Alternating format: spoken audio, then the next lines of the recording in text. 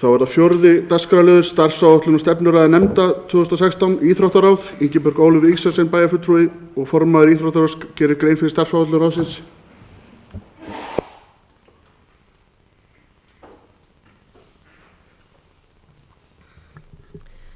Forseti, ágætu bæjarfulltrúar.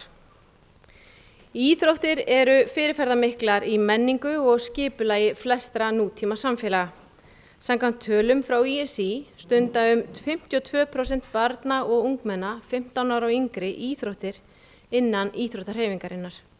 Íþróttafélögin sinna því mikilvægu samfélagslegu hlutverki sem sporna einnig gegn kyrrsetu sem vaxandi vandamál hér á landi sem og annars staðar. Gera má ráð fyrir að á komandi árum komi fram á sjónarsviði kynslóðir aldraðra sem hafa stundað íþróttir allt sitt líf og gera kröfu að halda því áfram á efri árum. Samfélagið mun því þurfa að bregðast við þeirri eftirspurn og bjóða upp á fjölbreytt íþróttastarf fyrir eldri borgara í nánustu framtíð. Í fjárhagsáætlun Akureyrarbæjar fyrir árið 2016 áætlað að 1600 milljónir fari til íþróttamála.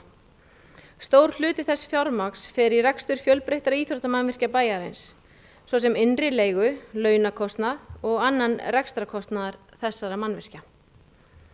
Í máli mínu hér á eftir mun ég koma þeim verkefnum sem á borði Íþróttaráðs sem og fara yfir þau verkefni sem framundan eru. Í Íþróttaráði sitja ásamt mér þau Birna Baldursdóttir, Árni Óðinsson, Þórunn Sif Harðardóttir, Jónas Björgvin Sigurbergsson sem tók sæti Sigurjóns Jónassonar 20. október síðastliðinn, auk Guðrúnar Þórsdóttur sem situr sem áheyrnarfulltrúi. Framlag sveitarfélaga til íþróttahreyfingarinnar margs konar en þar munar ekki síst öll mannvirkin og góða aðstöðu til íþróttaiðkunar. Hér á Akureyri sú aðstaða eins og best verður á kosið og hefur mikið og gott starf verið unnið í þeirri uppbyggingu á síðustu árum og áratugum. Mikið hefur verið lagt til íþróttamála í framkvæmd áætlun bæjarins fyrir árið 2016. Áætlað að skipta gervigras í Boganum á haustmánuðum og þær framkvæmdir áætlaðar upp á 100 milljónir. Umræðan gúmmíkurl hefur ekki farið fram hjá bæjarbúum og fasteignir Akureyrar í samvinnu við Íþróttaráð að útbúa viðhaldsáætlun sem felur í sér fyrirhugaðar framkvæmdir til að skipta út gúmmíkurli á sparkvöllum bæjarins. Umhverfisstofnun núna á vordögum að taka sýni á völlum hérlendis og bíðum eftir niðurstöðum úr þeirri rannsókn. Mikilvægt að taka umræðuna alvarlega og umfram allt huga því að börnin njóti alltaf vafans. Framkvæmdir og viðhald í sundlaug Akureyrar skipt niður á 3 ár. Á síðastliðnu ári var farið að laga hluta af yfirborðsefni og sundlaugabökkum, auk þess sem skipt var efni í vaðlaug og ný leiktæki sett upp. Í ár verður lokið við að skipta yfirborðsefni, taka niður gömlu rennibrautina og undirbúa jarðveg fyrir þá nýju sem áætluð í maí á næsta ári. Í mars hófust framkvæmdir í skautahöllinni þar sem skipt verður gólf skautasvellsins. Þær framkvæmdir ganga vel og áætlað þeim ljúki mánaðamótin ágúst-september. Framkvæmdir standa yfir í íþróttahúsi Naustaskóla og verður aðstaðan tilbúin til notkunar í haust. Að undanförnu hefur verið unnið að nýjum samningum milli Akureyrarbæjar og þeirra aðildarfélaga sem sjá mannvirkja mannvirkja bæjarins. Gengið hefur verið frá rekstrarsamningi við Golfklúbbinn, Létti, Skautafélagið og samningsdrög við KA og Þór liggja fyrir og stefnt á undirritun í apríl. Mikilvægt að Akureyrarkaupstaður og IBA vinni saman að uppbyggingu íþróttamála hér í bæ. Unnið hefur verið að því að endurnýja samning við bandalagið en með þeim samningi vill Akureyrarbær áfram tryggja að það fé sem bæjarsjóður leggur til fram til byggingar, rekstur íþróttamannvirkja og íþróttafélaga nýti sem best þeim bæjarbúum sem stunda íþróttir sér til ánægju, heilsubótar og með keppni fyrir augum. Íþróttaráð bókað á fundi sínu fyrir páska og að halda sameiginlegan fund með Íþróttabandalaginu þar sem farið verður yfir framtíðarsýn íþróttamála og næstu skref í samstarfinu ákveðin. Málefni Hlíðarfjalls hafa verið hér áður til umræðu þar sem áframhaldandi uppbygging, möguleg breyting á rekstrarformi og fleira hefur verið rætt. Íþróttaráð fól á dögunum forstöðumanni íþróttamála að hefja undirbúning á úthýsingu rekstrar í Hlíðarfjalli. Umræðan er ekki ný á nálinni, en þetta er enn eitt mikilvægt skref í því að kanna til hlítar þennan möguleika og taka upplýst ákvörðun í kjölfarið. Þrátt fyrir hug okkar á að kanna breytt rekstrarform er mikilvægt að halda áfram með áætlanir að uppbyggingu þó svo að rekstrarform fjallsins sé til skoðunar. Vetraríþróttamiðstöð Íslands og ríkið tengjast þessari umræðu og mikilvægt er að fá ríkið að samningaborðinu til að ákveða framhaldi. Síðastliðið haust sendi Íþróttaráð erindi til ráðuneytisins þar sem við óskum eftir áframhaldandi uppbyggingarsamningi en enn sem komið hefur ekkert svar borist. Þegar ljóst er hver formlega afstaða ríkisins er til vetraríþróttamiðstöðarinnar og frekari uppbyggingar á sviði vetraríþrótta verður hægt að taka ákvörðun framhald frekari uppbyggingar í fjallinu. Vinir Hlíðarfjalls hafa sýnt uppbyggingu Hlíðarfjalls mikinn áhuga en gengið var frá endurnýjun og samningi við vinir Hlíðarfjalls síðastliðið haust. Akureyri hefur lagt mikla áherslu á stuðning við íþróttastarf fyrir börn og unglinga. Íþróttaráð samþykkt á fundi sínu fyrir áramót að hækka frístundastyrk ungmenna í bænum til íþrótt- og tómstundastarfs upp í 16.000 krónur frá og með 1. janúar 2016 og hefur því styrkurinn hækkað 60% á yfirstandandi kjörtímabili, auk þess sem aldurinn sem styrkurinn nær til hefur færst úr 16 til 13 ára í 6 til 17 ára. Stefnt er að því að upphæðin hækki í þrepum út kjörtímabilið upp í 25.000 krónur.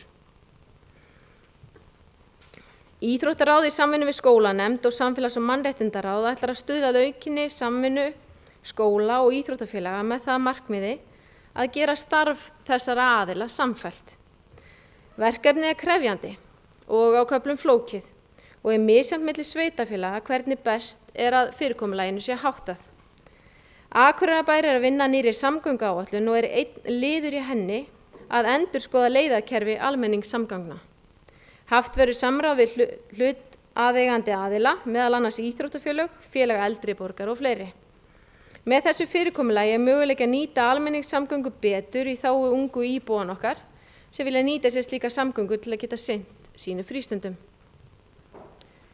Á síðasta ári voru haldnir á Akureyri hinir ýmsu íþróttaviðburðir. Eitt stærsta unglingalandsmót UMFÍ sem haldið hefur verið fór fram á Akureyri. Aldursflokkaða meistaramót Íslands í sundi var haldið hér í bæ. Icelandic Winter Games eða íslensku vetrarleikarnir eru nýbúnir og svo mætti áfram telja. Vil ég nota þetta tækifæri til að þakka sérstaklega öllum þeim sem kom að íþróttaviðburðum í bænum og ekki síst þeim sem stóðu að undirbúningi unglingalandsmóts UMFÍ. Undirbúningur mótsins sýndi okkur hversu mikilvægt það er að eiga gott samstarf við IBA, UFA sem hélt mótið og öll þau félög sem starfa innan vébanda þess. Án þeirra hefði þetta ekki verið möguleiki, en í sameiningu tókst okkur að halda eitt fjölbreyttasta unglingalandsmót sem haldið hefur verið með alltaf 2500 keppendum. Við undirbúning unglingalandsmótsins fóru fram endurbætur á aðstöðu og aðbúnaði í nokkrum íþróttamannvirkjum sem félögin munu geta notað næstu árin. Hlutverk íþróttastefnu Akureyrarbæjar er að styðja við og efla það góða starf í bænum, jafnt almenningsíþróttir sem keppnis- og afreksíþróttir. Tilgangurinn er að fjölga tækifærum íbúa og gesta til reglulegar hreyfingar sem mikilvægra forvarna og vinna þar með að auknu heilbrigði í samfélaginu. Á grundvelli stefnunnar byggir Íþróttaráð aðgerðaáætlun sína til lengri og skemmri tíma. Á síðasta kjörtímabili var unnið að langtíma áætlunum í nefndum bæjarins. Íþróttaráð vann slíka áætlun og í þeirri vinnu eru reifaðar margar góðar hugmyndir sem endurskoðaðar voru og uppfærðar síðastliðið haust. Í langtíma áætluninni horfir Íþróttaráð annars vegar til fyrirsjáanlegra og líklegra breytinga og svo hins vegar til æskilegra breytinga innan málaflokksins. Fjöldi atriða og verkefna eru listuð upp í áætluninni enda af nægu að taka. Íþróttaráð telur mikilvægt að farið verði í stefnumótunarvinnu með íþróttahreyfingunni og öðrum áhugasömum aðilum. Fjöldi íþróttafélaga hér í bæ er mikill og fjöldi greina einnig. Mikið hefur verið rætt hvort félög geti nýtt krafta sína og sameinast með einhverjum hætti, en til þess þarf áhuga og vilja allra aðila. Ráðið leita leiða til að efla bæjarbúa til enn frekari hreyfingar. Komið hefur verið af stað verkefninu Akureyri og Iði sem verður haldið annað ári í röð og fer í loftið í maí. Þar ætlar Akureyrarbær í samvinnu við íþróttafélög, einstaklinga og fyrirtæki að bjóða upp á alls kyns viðburði tengda hreyfingu. Tilgangur verkefnisins er að vekja athygli Akureyringa á fjölda tækifæra til reglulegar hreyfingar og ýta undir að allir tilengi sér hreyfingu til ánægju og heilsubótar. Varla þarf að taka það fram hversu mikil forvörn hreyfing auk þess sem hún eykur heilbrigði í samfélaginu okkar. Vakning hefur orðið meðal almennings gildi hvers konar hreyfingu til aukins heilbrigðis.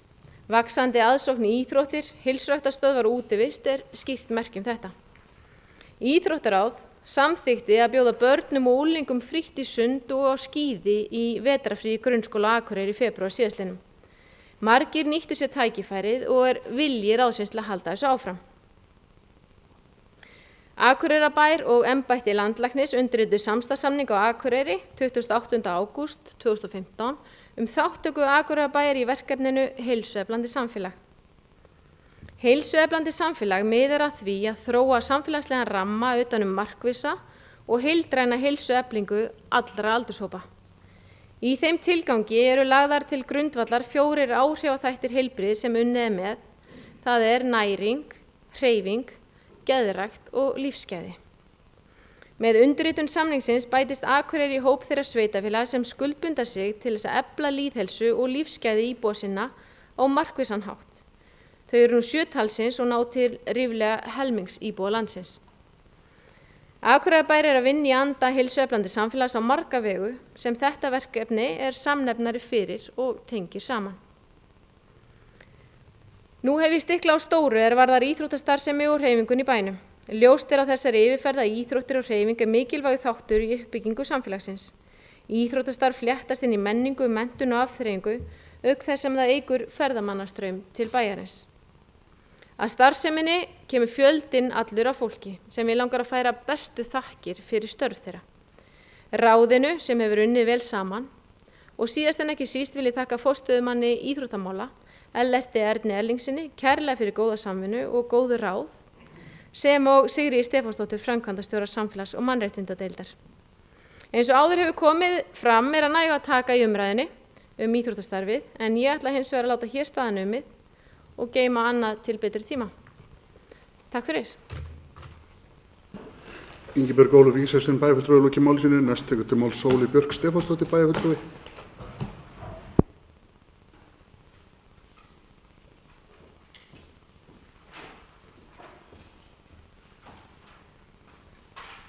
Forseti, ágætu bæjarfulltrúar. Ég ætla að byrja á því að segja svona, ég vil biðja ykkur að hafa smá samúð með mér ef að hljómar eins og ég hef verið með athyglisbrest þegar ég var að skrifa þessa ræðu því að þetta bara þannig dagur og það pínu erfitt að fókusa á eitthvað svona afmörkuð málefni þegar allt einhvern veginn að gerast í samfélaginu í kringum okkur. En ég ætla svona að það rosa mikið og það rosa mikið af svona spurningum í mínu höfði og svona pælingum íþróttamál og hvernig við tengjum sko íþróttir og heilsueflingu og geðrækt og allt þetta. Þannig að ég með rosa mikið af svona spurningum og hljómar kannski eins og ég sé að þú veist eins og mér finnst þetta allt vera bara tóm vitleysa og ég sé með öll svörin sko en það ekki þannig. Ég bara svona, mér finnst bara rosalega mikilvægt að við svona veltum aðeins vöngum yfir þessu málaflokki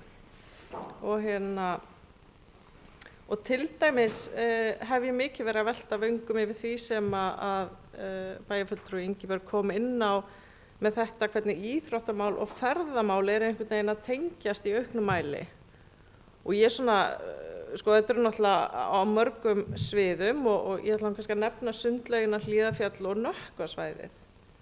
Og ég svona veltaði fyrir mig hvort við séum að hræra saman hlutum sem eru einhvern veginn óskyldir en auðvitað ekki óskyldir.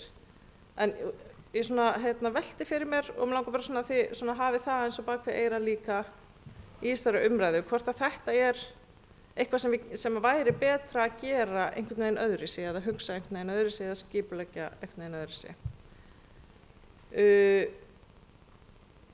Og svo eitt sem að ég bara hef rosalega mikið verið að spá í og það einhvern veginn sko, mér finnst einhvern veginn eins og í íþróttaráði séu svona, já það eru rosa mikla framkvæmdir í gangi og einhvern veginn svona eins og stefnan sé bara einhvern veginn endalausar áætlanir uppbyggingu og þetta á sama tíma og við sitjum oddvitarflokkana sitjum saman í hóp og ræðum niðurskurð og samdrátt í þjónustu bæjarins. Og þessi niðurskurður í raun og veru ekki tilkomin vegna þess að rekstur bæjarins sé sem slíkur ósjálfbær og þetta ekki tilkomið vegna, ég ætla að segja, vegna þeirra mjög svo verðskuldaðra launahækkana, kennara, sjúkraliða og annarra starfsmanna bæjarins, nei þetta vegna þess að það búið að offjárfesta. Og það bara búið að taka mikið að lánum til þess að kosta byggingu alls konar mannvirkja. Þetta snýst ekkert bara íþróttir, en íþróttir eru samt rosa svona mannvirkja einhvern veginn rekstur og finnst mér. Og þess vegna bara hef ég bara svona efasemdir einhver plönum áframhaldandi uppbyggingu og áframhaldandi einhvern veginn fjölbreytni og það reyndar sko að því ég var að lesa líka og ég kem kannski inn á það seinna stefnu Akureyrarbæjar í íþróttamálum sem að mér finnst svona aðeins stangast á við þetta með að sameina íþróttafélaga því henni á að fjölga íþróttagreinum, ég veit náttúrulega þetta ekki alveg sami hluturinn, en það kannski aðeins að velta og ég ætla bara að segja ég sakna þess pínu að formaður íþróttaráðs kom ekki aðeins bara taka ekki sína stefnuræði einhvern veginn betur út frá stefnunni, af því að stefnan sko það rosa svona margt sem komið inn á þar og áætlanir og eitthvað og ég nefnir bara sjá að því að eins og ég sagði, við bara kannski erum bara í annarri stemmingu núna, bara í einhverju samdrætti eða hagræðingu og kannski erum við með stefnu sem svona þenslustefna og ég hefði viljað svona heyra þessa stefnuræðu betur út frá íþróttastefnunni. Og ég ætla bara að segja að ég hef efasemdir og nú bara enn og aftur ætla ég bara ítreka að ég ekkert að segja að ég hafi bara fullkomlega 100% rétt fyrir mér, það kemur alveg fyrir að ég hef rétt fyrir mér líka, en ég hef efasemdir að þetta fjármagn sem bærinn ver til íþróttamála að því sé vel varið. Ég ætla bara að segja það ég hef bara efasemdir það.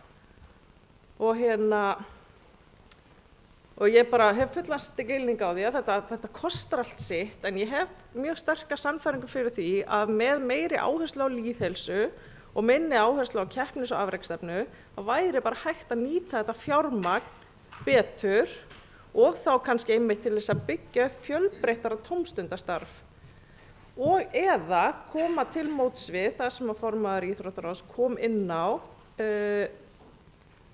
svona aukna þörf á áherslu á hreyfingu fullorðins fólks eða eldri borgara eins og kannski bæjarfulltrúi Ingibjörg kom inn á, en ég hugsa bara líka bara almennt, þetta einhvern veginn sko, þetta bara eitthvað sem bara almennt held ég svona tali vera mjög mikilvægt, það bara þessi hreyfing og stöðuga hreyfing í gegnum lífið. Og ég held bara, og þess vegna ég svolítið að bara velta upp svona, ég svolítið bara að reyna að kasta upp öllu, sko, ég held bara við þurfum einhvern veginn að bara endurskoða stefnuna einhvern veginn og bara endurskoða þetta allt saman. Og ég hef, sko þannig að ég hef nefnilega aldrei verið eitthvað og ég hef ekkert sett mér neitt sérstaklega upp á móti þeirri stefnu að við niðurgreiðum íþróttastarf fyrir börn en fullorðið fólk borgi fyrir sig sjálft. Það hefur svolítið verið stefnan og ég hef alltaf svona, já, það bara máli og fullorðið fólk bara borgi fyrir sig sjálft. En síðan það alltaf bara þannig að bæði að allt fullorðið fólk hefur ekkert endilega efna á að borga fyrir sig sjálft, en jú, það eru alls konar aðrir möguleikar og það bara eftir að fara út að labba. En þá náttúrulega langar mig til að minnast á svifryk sem gengur svolítið gegn því.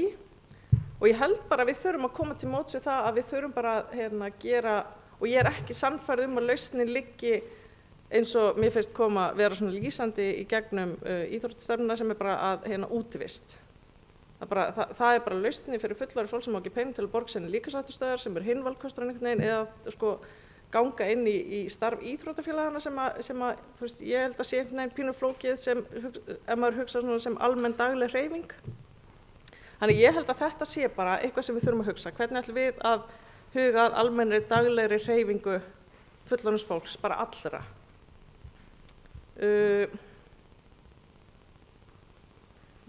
aðeins hérna.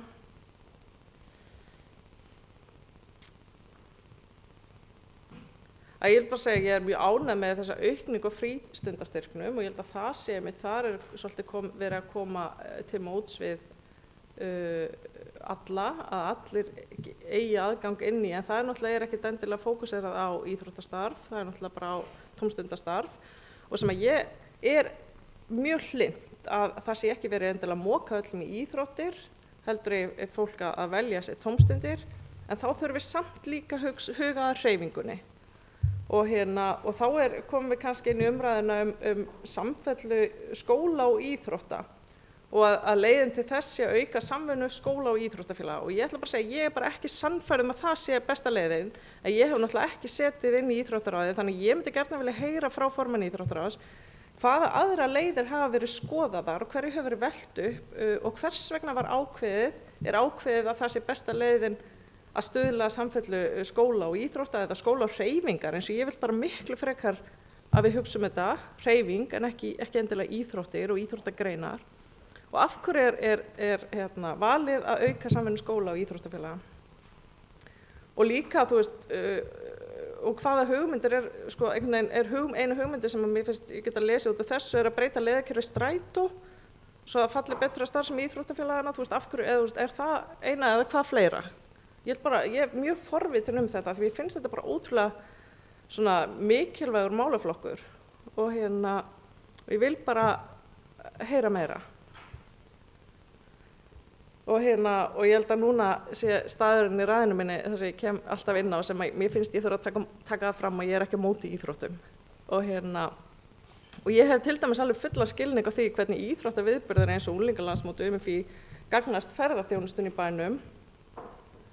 En þá náttúrulega komum við aftur að þessu með að tvinna saman íþróttastarf og ferðaþjónustu og ég held að við ættum að velta því fyrir okkur. Hvernig er það? Af hverju er það einhvern veginn eins og það er? Af hverju gerum við það eins og við gerum það? Og ég fór líka að velta því fyrir mér að það er rosa tekjuaukning, sko, fáum ofsalega mikið af fólki í bæinn. Hin hliðin á peningnum náttúrulega að fólki í bænum það fer líka í þessar ferðir til annarra bæja og veldur miklum kostnaði á mörg heimili og það eru mörg heimili sem að líða svolítið fyrir þetta. Þú veist, krökkum finnst leiðilegt ef þú komist ekki með og það er verið að reyna að gera alls konar ráðstafanir til þess að þú komist með. Þannig að þú veist, mér finnst bara svo mikilvægt að við lítum á báðar hliðar og þetta er hin hliðin á þessu. Og ég vil bara einhvern veginn vera vakandi fyrir því að og ég held bara að við þurfum að virkilega einhvern veginn að bara taka hana málflokk og einhvern veginn bara alveg endurskoðan og bara hvernig einhvern veginn viljum við skipuleggja þetta og bara hvað hlutirnir kosta og hvað er Akureyrarbær sem stofnun að fá út úr þessu og hvað er vel að í þetta og hvað er íbúar bæjarins að fá út úr þessu og hvað er þeir að leggja í þetta og líka bara kannski í þessu samhengi hvað eru hin 48% að gera? Það eru 52% barna og ungmenna sem taka þátt í skipulagi íþróttastarfi á vegum íþróttafélagana. Hvað eru hin að gera? Mér finnst einhvern veginn mikilvægt að við, en kannski er það bara ég sem veit það ekki, ég veit ekki, en ef að formaður myndi vilja þá bara upplýsa mig. En það þú veist, að því ég er alltaf að hugsa þetta með gildi hreyfingar og mikilvægir hreyfingar og þetta og þessi samstarfssamningur við embætti landlæknis heilsueflandi samfélag, að þá bara langar mig að spyrja svona hvaða stefnubreytingar hefur íþróttaráð gert eða hvaða stefnubreytingar eru á prjónunum sem eru sérstaklega tilkomna vegna þessa samkomulags. Þú veist, hvað er þetta samkomulag að gera? Og þá náttúrulega veit ég, það er þetta átakið Akureyri og þá fer ég að hugsa strax líka, leiðin til aukin heilbrigðis, hún liggur náttúrulega ekki gegnum átök, heldur svona viðvarandi hreyfingu og heilbrigðan lífstíl og líka langar mig til að heyra sko hvaða hugmyndir eru á lofti geðrækt og kemur það einhvern veginn inn í íþróttaráð eða hvar kemur það inn, það er allavega inn í þessum samstarfssamning við kveðið á það og svo náttúrulega bara að því náttúrulega eðlilega fór að lesa bara íþróttastefnu bæjarins og þá var bara eitt sem að eða það var ekki bara eitt, það var sumt en það er eitt sem ég langar að nefna núna sem er og með leyfi forseta ætla ég að vitna í stefnuna.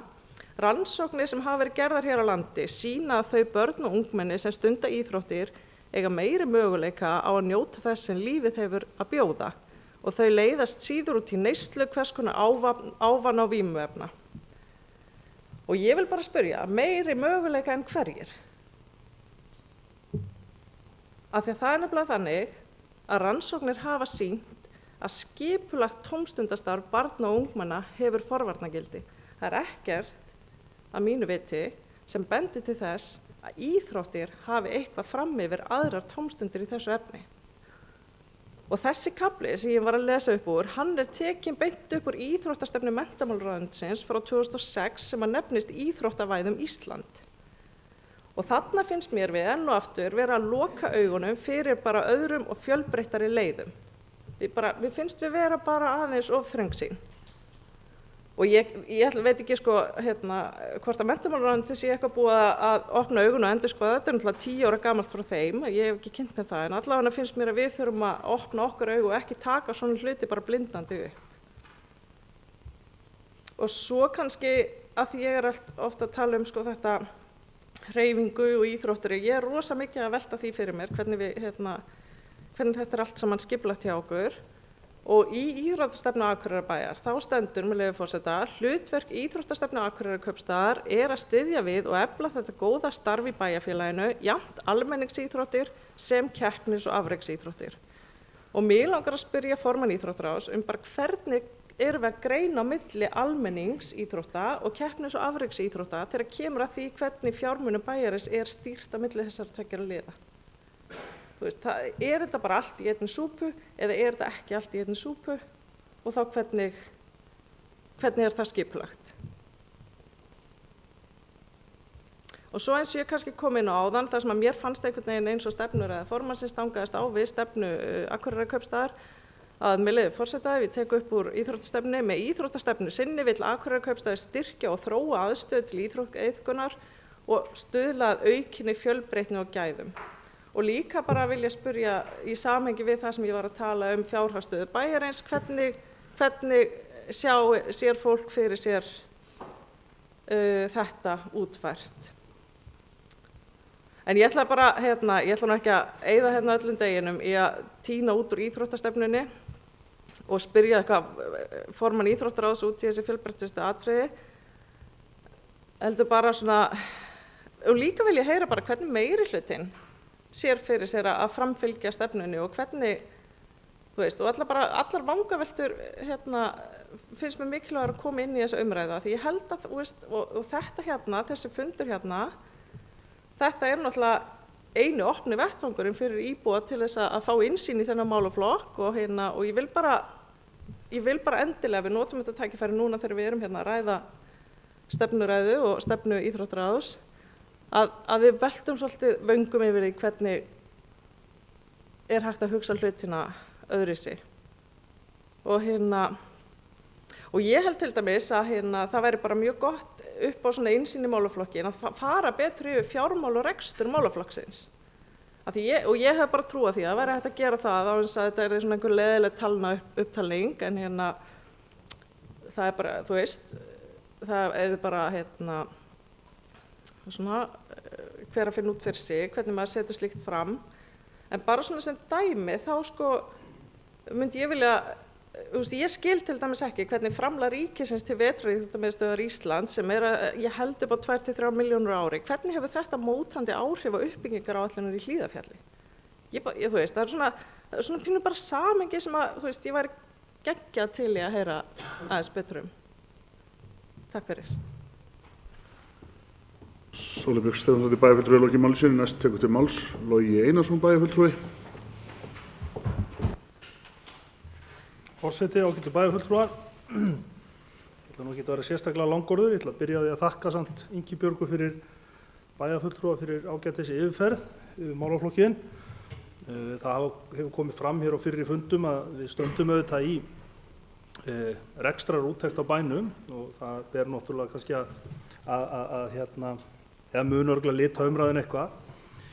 En svona almennt þá eru kannski 2 atriði sem ég langar að fjalla sérstaklega og það eru auðvitað íþróttir og heilsuefling. Það eru auðvitað gríðarlega mikilvægt fyrir okkur sem að búum í samfélagi sem á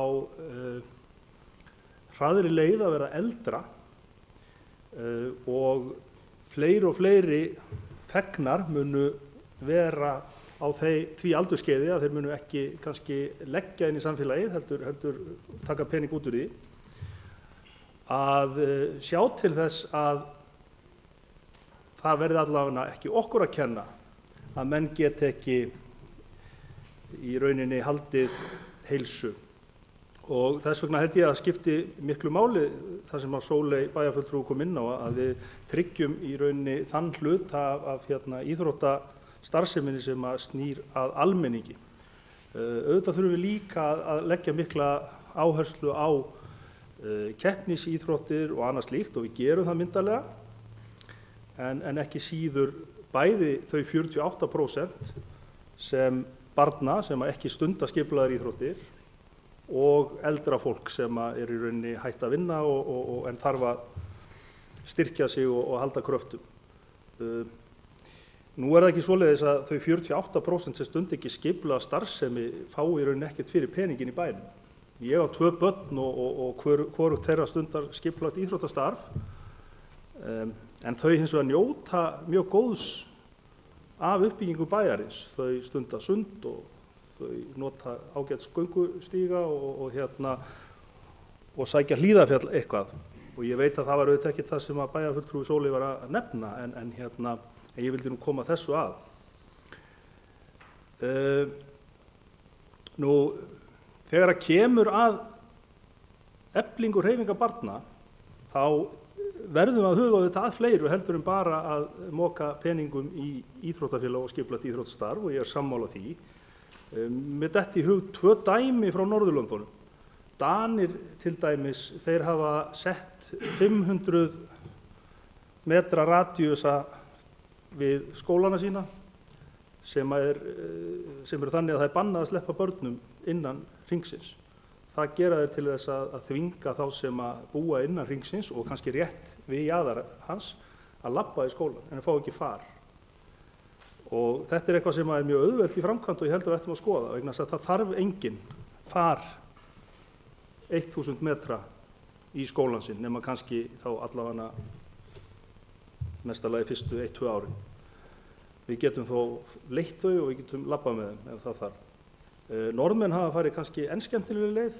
Þeir hafa í nokkrum sveitarfélögum þá hafa þeir farið út í það að kortleggja algengar gönguleiðir barna á leið í skóla og sett upp lítil leiktæki. Það er reynst vel. Krakkarnir finna fljótt út að það er skemmtilegra að labba og leika sér aðeins á leiðinni og koma sér í skólan heldur en að bíða eftir að úrelt foreldri skafi af rúðum og skuttlist með það í biðröðum. Þannig að það er ýmislegt sem við getum lært af nágrannaþjóðum okkar sem hafa nú bara verið býsna leiðandi í einmitt almenningsíþróttum. Og ég veit að áhugi íþróttaráðs stendur alveg til þess og þetta átak sem auðvitað réttilega má ekki verða bara átak. Það Akureyri og Iði, það er auðvitað viðleitni í þá átt. Nú hitt sem ég langaði að nefna, það er auðvitað eitthvað sem ég og eins og kannski annað sem ég hef sagt hér, margótt hrotið af mínum vörum og það er í rauninni íþróttir sem aðdráttarafl. Þá er ekki bara að meina þessir skipulögðu íþróttaviðburðir sem að fólk sækir hingað á sumrin eða vetrum. Ég á heldur ekki bara við Hlíðarfjall. Ég á einfaldlega við það að við eigum ofboðslega mikið undir því að hingað sæki fólk og vilji vinna þau störf sem að hér er í boði, mikilvæg störf í samfélaginu eins og í kennslu eða upp á spítali eða annar staðar. Og við vitum það bara að í síauknum mæli þá hugsa foreldrar umhverju barna sinna þegar þau ákveða að setjast niður einhvers staðar. Og það er bara einfaldlega þannig að foreldrar sem ákveða að flytja hingað með 2-3 börn, þau munu skoða hvað er mögulegt fyrir barn með þetta að gera. Getur að stunda fótbolta, skíði, skauta, spila á fiðlu eða hvað það nú er. Þannig alveg eins og menningin, þá eru íþróttamálin alveg gríðarlega mikið fyrir okkur. Ég held hins vegar megum ekkert gleyma afreksíþróttum. vegna þess að þær hafa líka gildi auðvitað fyrir þá sem stunda en ekki síður fyrir þá sem að horfa á og gleðjast og dásta ungu afreksfólki og það hvetur menn til hreyfinga, við höfum svo margoft séð það. Nú mér langar aðeins að nefna Hlíðarfjall og þær hugmyndir sem þar uppi og það svona almenningsíþróttasvæði, getum við sagt, svona fyrst og fremst.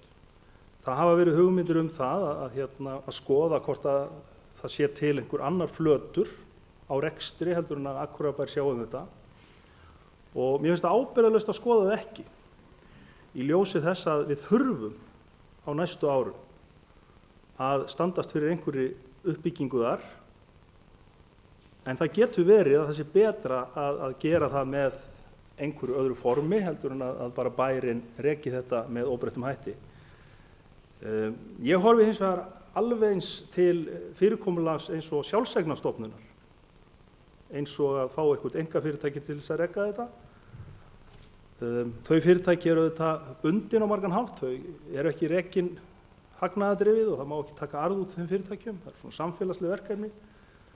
Ég bendi á að það eru fáir sem eiga meira undir mikilli uppbyggingu í Hlíðarfjalli en ferðaþjónustan sjálf og mér þætti ekkert óeðlilegt þó að við reyndum að fara þess á leit við ferðaskrifstofur, hótel, bílalegur, veitingastaði, að þessi fyrirtæki kæmu með okkur inn í þennan rekstur. Þetta munum við leggja verulegan pening inn í púkið, en ég held sér ekkert vitlaust að fá fleiri hagsmunaaðila að málinu. En umfram allt, í öllum svona hugmyndum þá þurfum við að fara varlega og við þurfum að reisa girðingar í slíkum samningum sem að gætu orðið. Við þurfum meðal annars að tryggja að aðgangseyrir sé með þeim hætti að þetta sé áfram fjölskyldusport eins og hefur verið á Akureyri lengur en elstu menn muna og við þurfum að tryggja þetta skólabörn hafi þarna möguleika á því að sækja upp eftir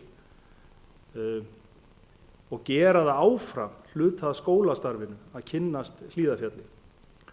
Nú, við mögum ekki gleyma því að Hlíðarfjalli er íþróttavöllur fyrir keppnisfólk og þá sem að hafa áhuga að æfa íþróttir og það þarf að tryggja slíka hluti og síðan er þetta heimavöllur landsliðsins í skíðaíþróttum. Þannig að það er auðvitað mörgu að gæta í því. En ég er sem sagt opinn fyrir því eins og aðrir að taka þátt í þessari skoðun enda sé hún á samfélagslegum nótum fyrst og fremst. Nú, Sóley bæjarfulltrúi kemur aðeins inn á samfelldan skóladag. Nei, þá hún reyndar bæjarfulltrúi Ólöf sem að nefndi, Ingibjörg Ólöf sem að nefndi samfelldan skóladag. Og það er afar mikilvægt en ég held að hugmyndin hans sé ekkit endilega að það sé bara á forsendum íþróttana. Það er búið að skoða þetta í mörg ár og gengið hægt en einhvern tíma tekst okkur að finna það form sem að hentar og þar erum við auðvitað líka að skoða hlýtur að vera annað tómstundastarf en íþróttir. En þetta er mikilvægt mál vegna þess að á hugmyndafundi velferðarstefnu í síðustu viku þá skorar þessi punktur einna hæst í hugmyndum þáttakanda. Að það sé svo mikilvægt að skapa börnunum þá umhverfi að þau geti sótt skóla, tekið þátt í tómstundum og komið heim eftir hæfilega langan vinnudag. Aðrir foreldrar og börn þá eftir atvikum verða svo að gera þá í eigin ábyrgð að menn vilja svo leggja meira á sig og taka kvöld og helgar undir líka. Ég held að það sé kannski erfitt að banna það en við höfum örugglega ekki að ýta undir það. Og þá kemur nú að þessum tómstundastyrkjum sem að ég er alveg sannfærður að er farsælt skref að hækka í þrepum og ef ég man rétt þá var það nú samhljómur held í allra framboða að standa fyrir því þannig að það verða nú enga deilur. En mér hefur lengi langað að skoða með hvaða hætti þessi styrkir dreifast. Vegna þess að eitt er að greiða 15.000 krónur eða 25.000 krónur í lokin með ástundun í eina íþróttagrein. Hitt er svo kostnaður sem fellur á bæinn við ástundun á hvert barn. Og það náttúrulega mjög mikil einföldun að halda það að þessi ávísun dekki allan kostnað bæjarfélagsins við íþróttastarfi. Við erum að styrkja félögin á svo margan annan hátt. Og ég hef skoðað rannsókn eða skýrslu, útdrátt úr skýrslu frá Norðurlöndunum, þar sem kemur í ljós að það er jafnvel mörg börn sem að stunda margar og dýrar íþróttir og tómstundir sem að njóta í meðgjöf mikið af peningum á meðan að önnur börn fá nánast ekkert. Og maður spyr sig kannski, ef við tökum 3 dýrustu íþróttirnar og 3 dýrustu tómstundirnar, eru kannski einhverjir krakkar sem eru að stunda 2 eða 3 af þessu. Og er það endilega eðlilegt? Nú hef ég ekkert svar við því hvernig er hægt að bregðast við svona hlutum. En það merkilega sem kom fram í þessari rannsókn og í þessari skýrslu var að oft eru þetta jafnvel börn sem koma frá betur settu heimilum. Þannig að við það verður eiginlega jafnan kannski enn ósanngjarnari. Þannig að mér finnst nú ekkert það sem við höfum nú öfluga félagsfræðideild upp í háskóla og gott samstarf á Háskólann á Akureyri, að við fengjum hann í lið með okkur til þess að skoða þessa hluti og greina bara niður hvernig við erum að styrkja börn og unglinga í tómstundar og íþróttastarf. Ekki endilega vegna þess að ég sé ofsóknum yfir því að vera að gera það, heldur hins vegar erum við að leggja of lítið á okkur til að grípa þau börn sem að minnst eiga og minnst hafa og minnsta hvatningu fá heima hjá sér. Og það held ég að væri ekki síður mikill sparnaður fyrir samfélagið ef við næðum að fá þessi börn inn í einhvers konar tómstundastarf í staðinn fyrir að kannski að bæta sífellt ofan á það sem fyrir er.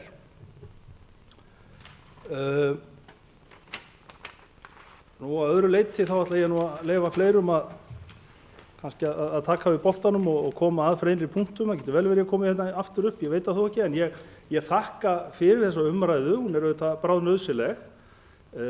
Ég er ekki endilega viss að ég sé sammála Sóleyju að við erum að kollvarpa öllu og skoða allt upp á nýtt. Ég held að það sé dálítið stórt verkefni, en ég er alveg til í einhvern leiðangur með henni þar sem við skoðum þetta dálítið róttækt með hvaða hætti við komum að tómstundar og íþróttastarfi og með hvaða hætti við erum ekki að gera það.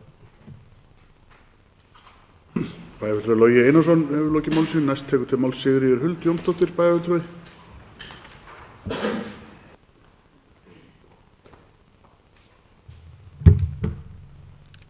Forseti, ágætu bæjarfulltrúar. Það er nú búið að koma aðeins inn á það sem að ég ætla nú að tala um, en bara legg áherslu á það að með frístundastyrkin að hann er mjög jákvæður og frábært að við gerðum breytingar á honum, því að ég held að þetta skipti verulega miklu máli fyrir barnafjölskyldur að geta sótt í þennan styrk. Hins vegar hef ég svolítið áhyggjur af því að ferðakostnaður barna í íþróttum hérna á Akureyri, hann er orðinn og hefur alltaf verið mjög hár, og það er oftar en ekki það sem að foreldrar tala að sé eitt af því sem að hefur áhrif á þá ákvörðun hvort að börnin fara í íþróttir eða ekki, því að það að þurfa kannski að borga 5-6 sinnum yfir árið 8 til 15.000 kall til þess að barnið geti farið í keppnisferð. Það er töluvert mikið peningur og getur haft töluvert áhrif á það hvað börnin er að gera í íþróttum, og mér langaði aðeins að spyrja formann íþróttaráðs hvort að það hafi eitthvað verið rætt eða gert, og hvað við í rauninni sem bæjarfélag getur gert til þess að lýsa áhyggjum okkar yfir þessum ferðakostnaði til heildarsamtakana eins og KSÍ og HSÍ og FRÍ að íþróttafélög út á landi þurfi ekki að vera að leggja í allan hennar kostnað og eins líka hefur maður heyrt á þjálfurum í fleiri en einu íþróttafélagi og fleiri en tveimur hérna í bænum að það lítill vilji til þess að skipuleggja keppnisferðir þannig að það sé hægt að samræma og hafa ferðirna þannig að þær séu kannski líka aðeins að dreifast meira yfir árið en ekki kannski koma allt í einu 3 helgar í röð sem að krakkinn þarf að fara í burtu í sömu íþróttagreinum til þess að taka þátt í mótum. Og eins líka eru félögin hérna innan bæjarins, eru þau að nýta nógu vel samlegðan áhrifin af þessum ferðum og vera að nýta bæði kostnað við ferðirnar og gistingu og jafnvel sameinast einhvers konar fararstjóra. Bæjarfulltrúi Sóley kom aðeins inn á almennu samgöngunar að auðvitað skipta þær mjög miklu máli í tengslum við það að börnin geti nýtt sér strætó til að fara á æfingar og til dæmis bý ég sjálf í Giljahverfi og á barn sem í íþróttum í Káaheimilinu og það fer engin strætó úr Giljahverfinu fram hjá Káaheimilinu. Það þarf að fara úr þarna við Hrísalund til þess að komast á æfinguna. Svo sem ekki löng leið en svolítið athyglisvert að sjá að strætó fer ekki þarna framhjá úr hverfinu. Og eins líka, maður velti því oft fyrir svo, ég ekkert ætlast til þess að formaður íþróttaráðs svari því að hver ákveður stundum þetta gríðarlega æfingaálag á börnin og vitum við nógu mikið það hvað áhrif það að hafa á börn að æfa kannski 2-3 íþróttagreinar svona ung í ströngum æfingum og það eru kannski orðin 10 til 15 jafnvel meiri klukkustundir á viku sem að krakkin í á íþróttaæfingum og það að íþróttafélögin séu að taka krakkana sem að eru oft sannarlega afreksbörn í íþróttum og þau eru sett upp í flokkinn fyrir ofan sig og stundum það nú bara hreinlega gert á þess að spyrja foreldrana það fyrra bragði, hvort að maður sé sáttur við að barnið sé að fara að gera þetta en yfirleitt grípur barnið þetta mjög glatt og ef þau eru metnaðarfull með það en ég held að þetta sé eitthvað sem að við verðum að vera meðvitaður og íþróttafélagin það þeirra kannski ábyrgð líka að vita það hvaða áhrif þetta hefur og líka koma upplýsingu til foreldra að krakkir sem í 3 íþróttagreinum, hvað þetta að hafa áhrif á líkamann til lengri tíma. Ég nú sjálf hjúkrunarfræðingur, ég í mínu námi þá var ég sem nemi á deild þar sem var fyrrverandi handboltamaður var í aðgerð og hann sagði sjálfur að sjúkraskrá sín væri orðin ansi stór bunki og hann hafði áhyggjur af því hvernig, og þetta nú orðið ansi langt síðan, hvernig væri verið að hugsa íþróttaiðkun barna upp á framtíðina því að þannig var viðkomandi að fara í sína aðra aðgerð á ökla þannig að en auðvitað erum við líka misjafnlega í grunninn frá genunum séð en nóg það síðan Akureyri á Iði og heilsueflandi samfélag, mér finnst þetta mjög jákvætt verkefni og þessi verkefni þau efla almenning til þess að hreyfa sig og svona efli lýðheilsu.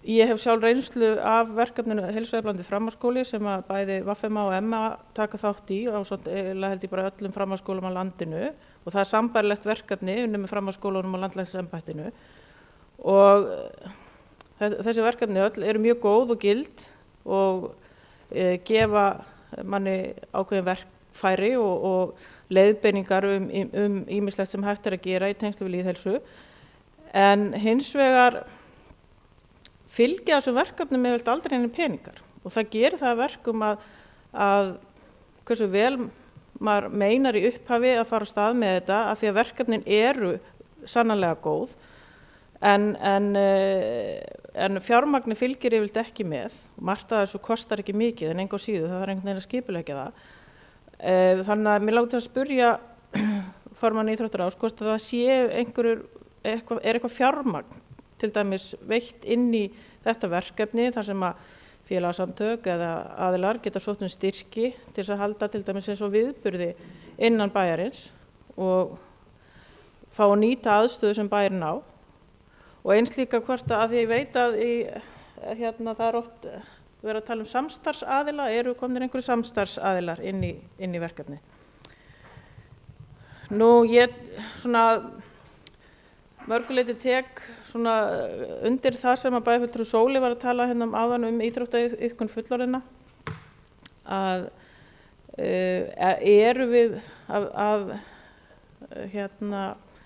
eru við að greiða fyrir aðstöðu fyrir fullorðna alveg eins og við erum að greiða fyrir börn eða eru fullorðna að taka meiri þátt í kostnaði en börn og ætti kostnaðurinn að vera meiri á okkur. Ég meina auðvitað getur það haft áhrif á það hvers konar íþrótt viðkomandi getur þá stundað ef þetta fer að vera mjög dýrt en erum við að horfa á gjaldskrárna með þessum augum að fullorðnir sé að borga hærra fyrir sína íþróttaiðkun heldur en börn. Og maður veltir stundum fyrir sig hvort að frístundastyrkurinn ætti bara að vera enn hærri þannig að það væri pottþétt að það væri fjármagn bæjarins væri að fara til barnanna en kannski ekki til þess að ég geti farið í blag einhvern tímann því að auðvitað kostar það líka að halda úti mannvirkjum bæjarins eins og til dæmis á kvöldin þegar fullorðnir eru þar í íþróttum. Því að það að tryggja sæmilega og mjög góða aðstöðu fyrir almenning eins og bara það frábæra svæði sem við höfum við bæjardyrnar í Kjarnaskógi og margar mjög góðar gönguleiðir allan bæinn að það er eitt en að kosta marga að reka mörg íþróttamannvirki kostar hellingspening. Eins og hefur komið áður fram að við erum að fara yfir sparnaði í kerfinu hjá okkur og það þessi málaflokkur er náttúrulega ekki stikkfrýr í þeim aðgerðum og ég allavega frá mínum bæjardyrum sér finnst mér að við eigum alltaf að hafa börnin í forgang í öllu íþróttastarfi og að það sé það sem við viljum byggja upp og síðan kæmi almennings og lýðheilsa þar á eftir. En annars bara takk fyrir umræðina. Sigríður Huld Jónsdóttir bæjarfulltrúi lokið máli sínu. Næst tekur til máls Preben Jón Pétursson bæjarfulltrúi.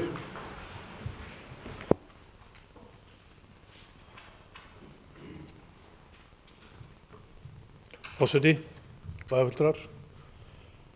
Ég vil byrja á að þakka bæjarfulltrúa Ingibjörgu fyrir ágætis samantekt og yfirferð.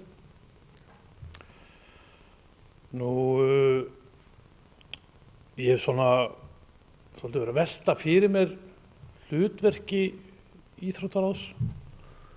Bara hvort að við séum að nálgast þessi málefni á réttan hátt. Það kom aðeins fram að við værum með 58% barna sem væru að stunda íþróttir. Eftir standa þarna 42% eins og svo bæjarfulltrúi Sóli kom inn á. Og hvort að væri kannski kominn tími að endurhugsa þetta. Við erum með samfélags- og mannréttindaráð sem heldur utan ákveðnar tómstundir. Við erum með skólanefnd sem heldur líka undir tónlist á skólan og fleiri svona málaflokka. Hvort að væri ekki bara kominn svona eitthvað umræðan grundvöllur að stofna frístund og forvarnaráð sem heldi bara utan málefni barna og íþróttaráð eins og í dag að þeir eru með sundlaugarnar og Hlíðarfjall og annað, það myndi þá bara ekki tilheyra þá bara annað Akureyrar stofu þessum atvinnumálalega. Þó að íþróttasvæðið sé, eins og við höfum komið inn á, skíðasvæðið sé líka náttúrulega íþróttasvæðið og sundlaugarnar eru líka íþróttasvæði, en þá þetta orðin töluvert svona atvinnuuppbyggingarsvæði og við seljum þetta sem aðdráttarafl fyrir ferðamenn og annað. Þannig ég held að væri svona alveg grundvöllur að ræða það hvort að eðli íþróttaráðs gæti breyst í framhaldinu og þetta, ég veit að Reykvíkingar hafa gert þetta með ágætis árangri og fleiri sveitarfélög. Nú, ég geri mig líka alveg grein fyrir því að eins og í skólamálum og öðru þá ágætt að fara líka varlega í mikla breytingar í þessum. Við höfum Íslendingar verið að skila gríðarlega góðum árangri í íþróttamálum og það hafa verið að koma og verið að leita til okkar fullt af stórum löndum og velt fyrir sig hvað Íslendingar eiginlega að gera. Við erum gríðarlega mikið afreksfólki bæði í hópíþróttum og einstaklingsíþróttum. Þannig að ég held nú að íþróttahreyfingin hefur nú gert mörgu leyti stórt og mikið starf og kraftaverk og ég held að við sem ekkert fara með illa með fjármunina þar. Það annar hópur sem má líka huga að og það fólk sem hefur séð íþróttamálin hingað til held ég sé líka mjög fært að skipuleggja öðruvísi tómstundastarf með góðum árangri. Nú, mér langaði aðeins að koma aðeins inn á frístundaskólana líka. Ég fagna því einu sinni að frístundaskólan séu og frístundi sem við tölum séu til umræðu. Þetta var skoðað svolítið á síðasta kjörtímabili. Það tókst ekki frekar en öðru kjörtímabili að koma þessi gegn. Kannski erum við að ofhugsa þetta. Ég held að sé alveg komið tíma á það að byrja og svo aðlaga því að hverfunum og aðlaga því að börnunum eða umhverfinu í framhaldinu. Við erum svolítið reyna blindi sem hvernig við erum að gera það, ég held að það sé bara komið tíma að gera það. Og svo förum við bara og breytum því og lögum það að aðstæðum hverju sinni. Nú, ég alveg sammála og loga því og hef svo sem haldið því fram líka að íþróttir og aðstæða til íþróttaiðkunar eitt af stærstu aðdráttarvörnum sem við höfum þegar við erum að ræða búsetuskilyrði. Nú auðvitað atvinnan og annað, ég ger ekki lítið því. En þegar barnafólk að velja sér bústað og getur fengið vinnu annað, þá horfir það gjarnan til þess hvernig aðbúnaðurinn gagnvart börnunum. Og það velur sér oft bústað með það í huga. Og þá það líka verið að tala hvernig geta þau stunda þær íþróttir sem þeir eru að stunda og úrvalið er náttúrulega frábært hérna á Akureyri og við höfum gert vel.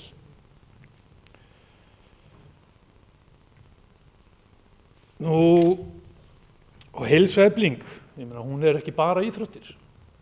Heilsuefling, andleg og líkamleg heilsuefling náttúrulega það sem skilar okkur áfram. En ég ætla nú bara að koma upp og þakka kærlega fyrir góða yfirferð. Ekkert með sérstaklega spurningar. Takk fyrir.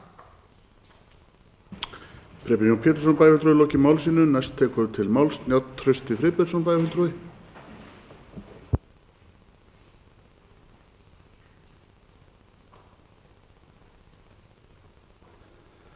Forseti ágætu bæjarfulltrúar. Það byrja að þakka formanni íþróttaráðs fyrir hennar ræðu. Bara rétt í byrjun hérna með dekkjakurlið, hvar máli stendur. Ég óskaði eftir í fasteignum í lok ágúst í fyrra. Þessi umræða verið tekin upp. Hafði áhyggjur af málinu. Þetta hefur tekið töluverðan tíma. Og nú sjáum við séð á síðustu vikum að það hefur verið töluvert mikil umræða í samfélaginu og tekið víða upp þetta málefni að skipta út og það þá jákvætt ef eins og framkvæmdaáætlun bæjarins gerir ráð fyrir að gervigrasinu verið skipt út í boganum sem kannski er mikilvægasti þátturinn í þessu máli en hérna þetta mikilvægt að að notendur njóti vafans í þessu máli.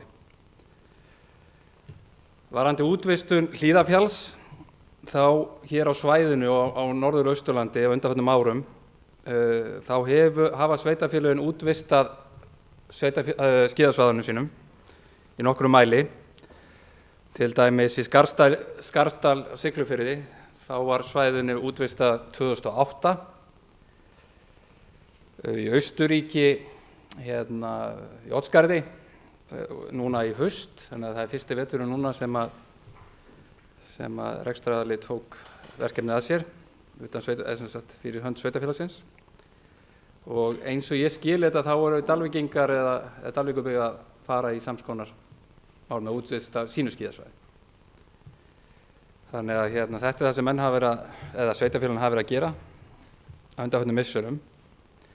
En það sem ég kannski, og við höfum tekið umræðina og þetta mál á tímabili fór til Atvinnuþróunarfélags Eyjafjarðar og í þessari ræðu er kynnt sem sagt að það sé búið að fela forstöðumann íþróttamála verkefnið að skoða útvistun á Hlíðarfjalli. Er þá búið að taka verkefnið frá Atvinnuþróunarfélaginu eða hvar stendur málið? Þetta er svolítið búið að vera svolítið ping-pong borðtennis í gangi í málinu undanfarið ár.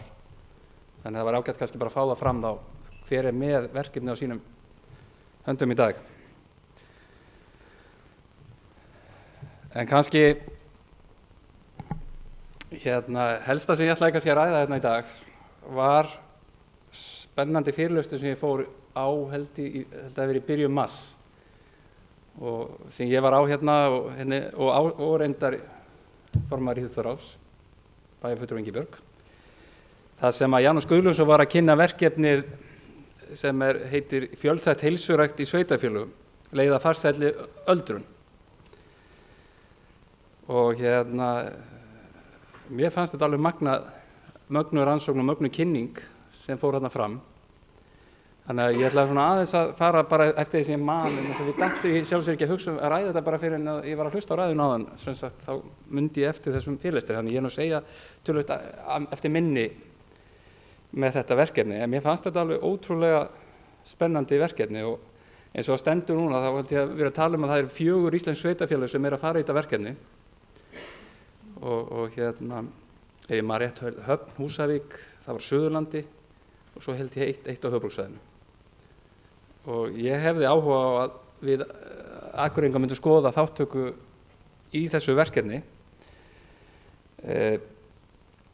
Verkefni er raunverulega sarkópínia eða aldurstengd vöðvarýrnun, þetta fjallaði vel það og hvernig væri þetta að vinna á henni fyrir aldraða. Og í stuttu máli, hann tekur semst aldraða og með rannsóknarhóp og vinnur með fólkinu í töluverðan tíma, að á einhverju 18 til 24 mánuðum þá gat hann sem sagt líkamlega getu áttræðra einstaklinga fært af niður 6 ár til 74 ára aldurs.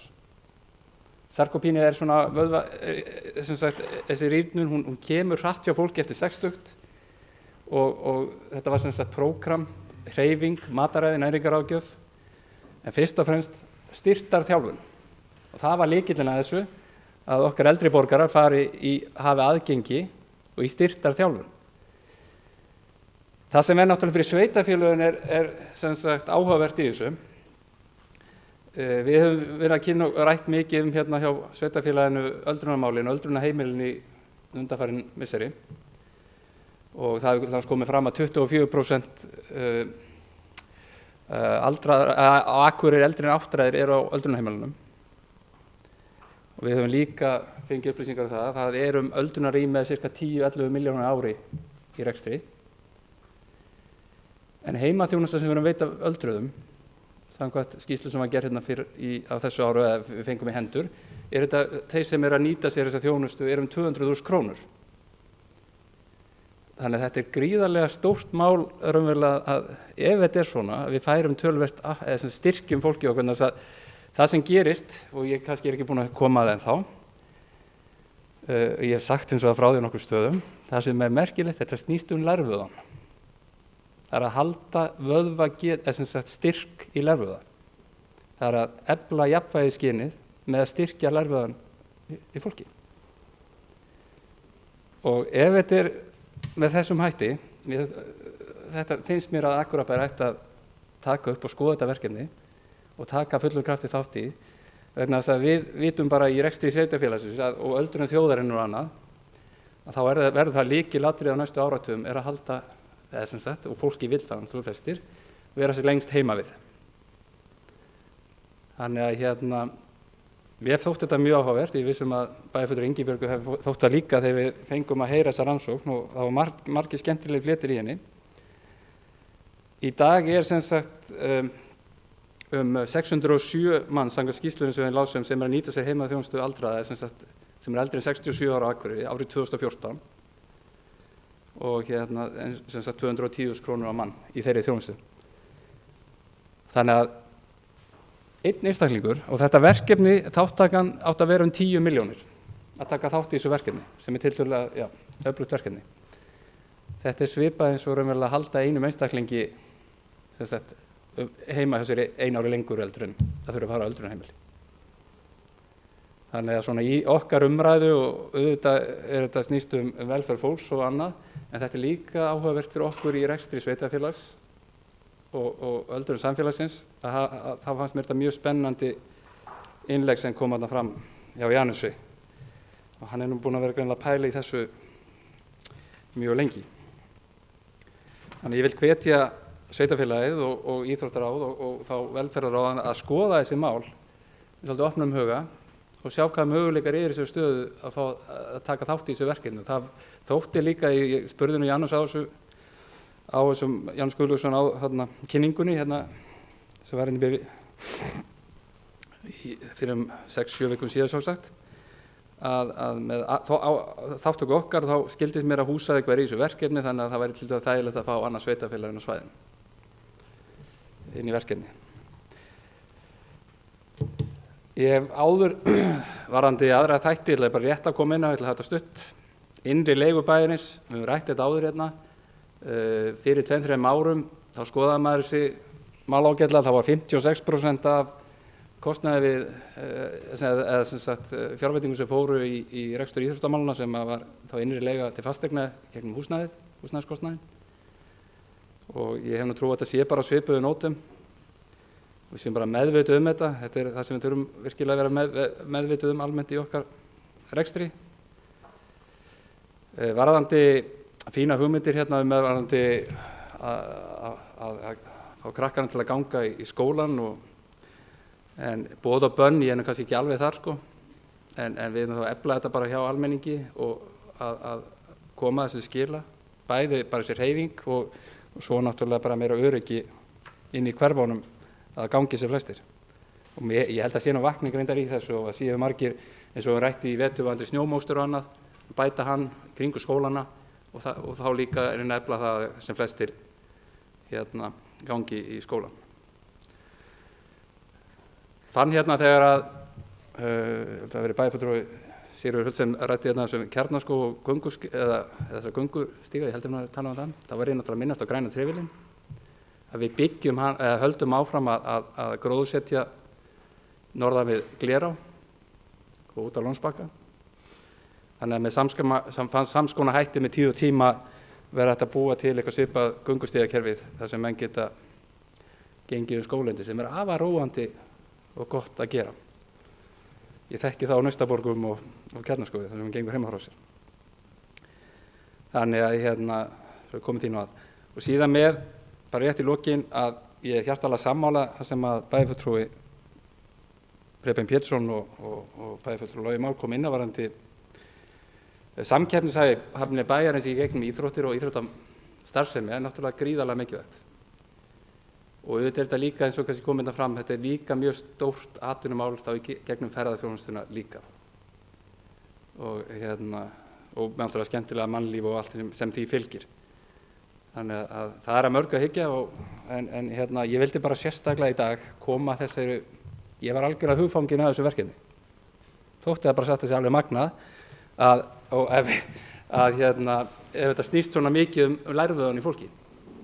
Að menn geti með því efla styrk hans að þá gátu menn lengt eða bætt lífskjör töluvert mikið með því að bara það að auka raunlega jafnvægisgetu einstaklinga.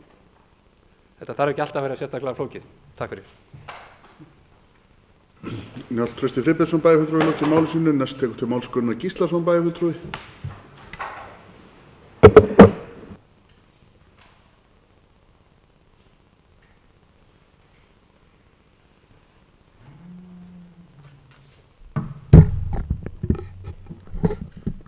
Forseti, ágætu bæjarfulltrúar.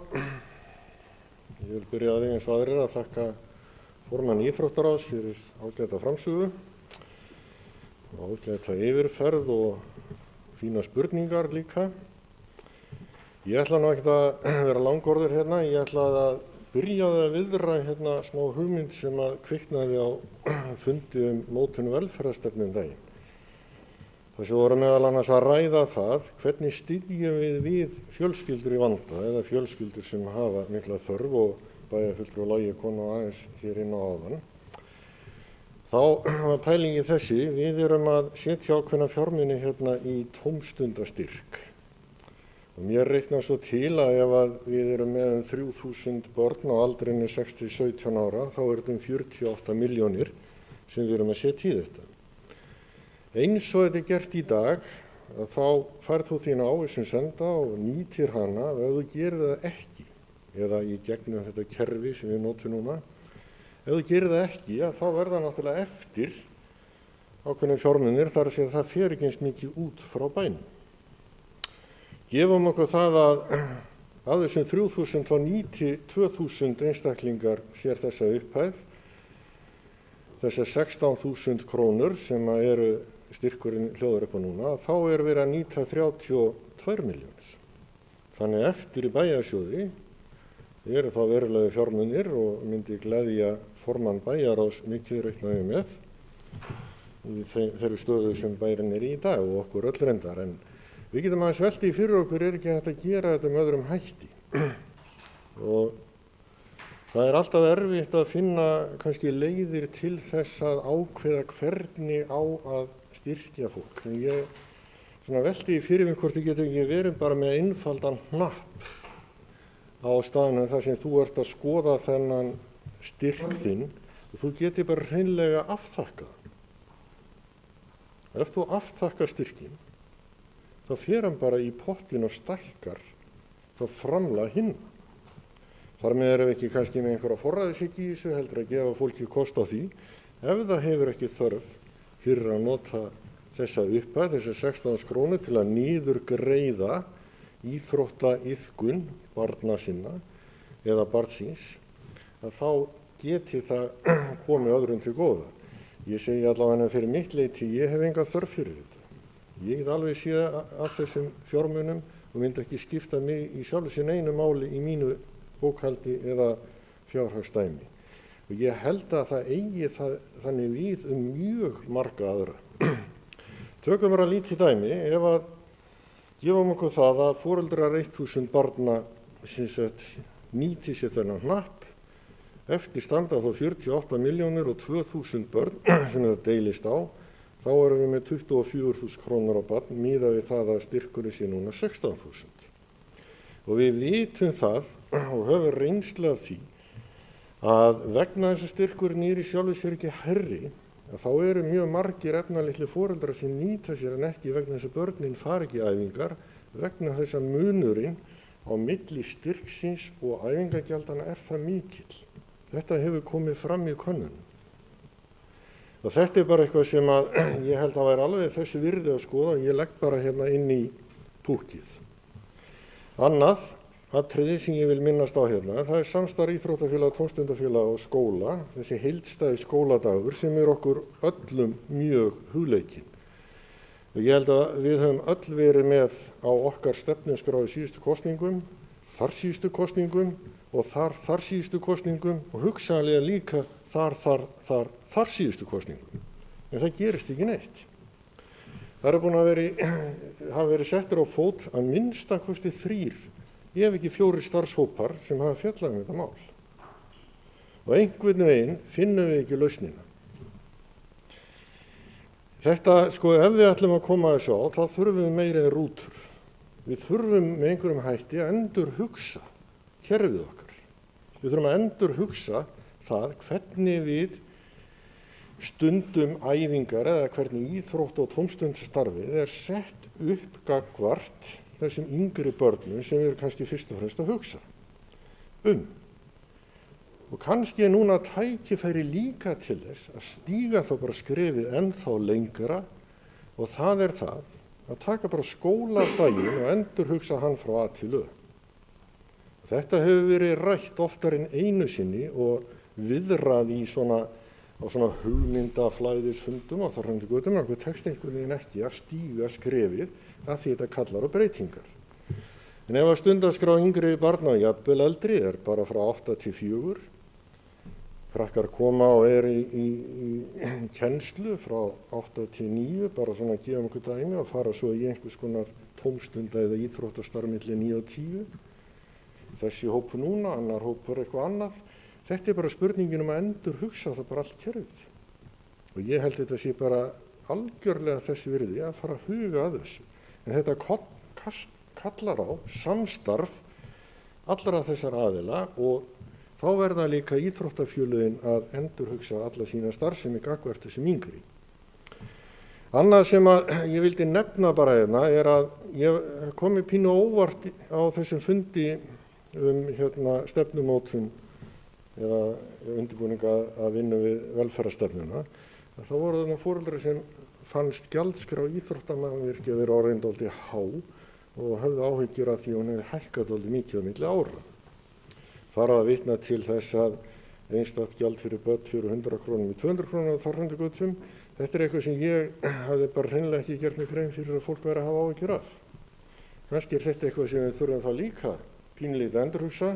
Sumir hafa vilja halda því fram að Akureyringar áttu að fá fríktusund og aðri borguð þrefalt á við það sem nú er.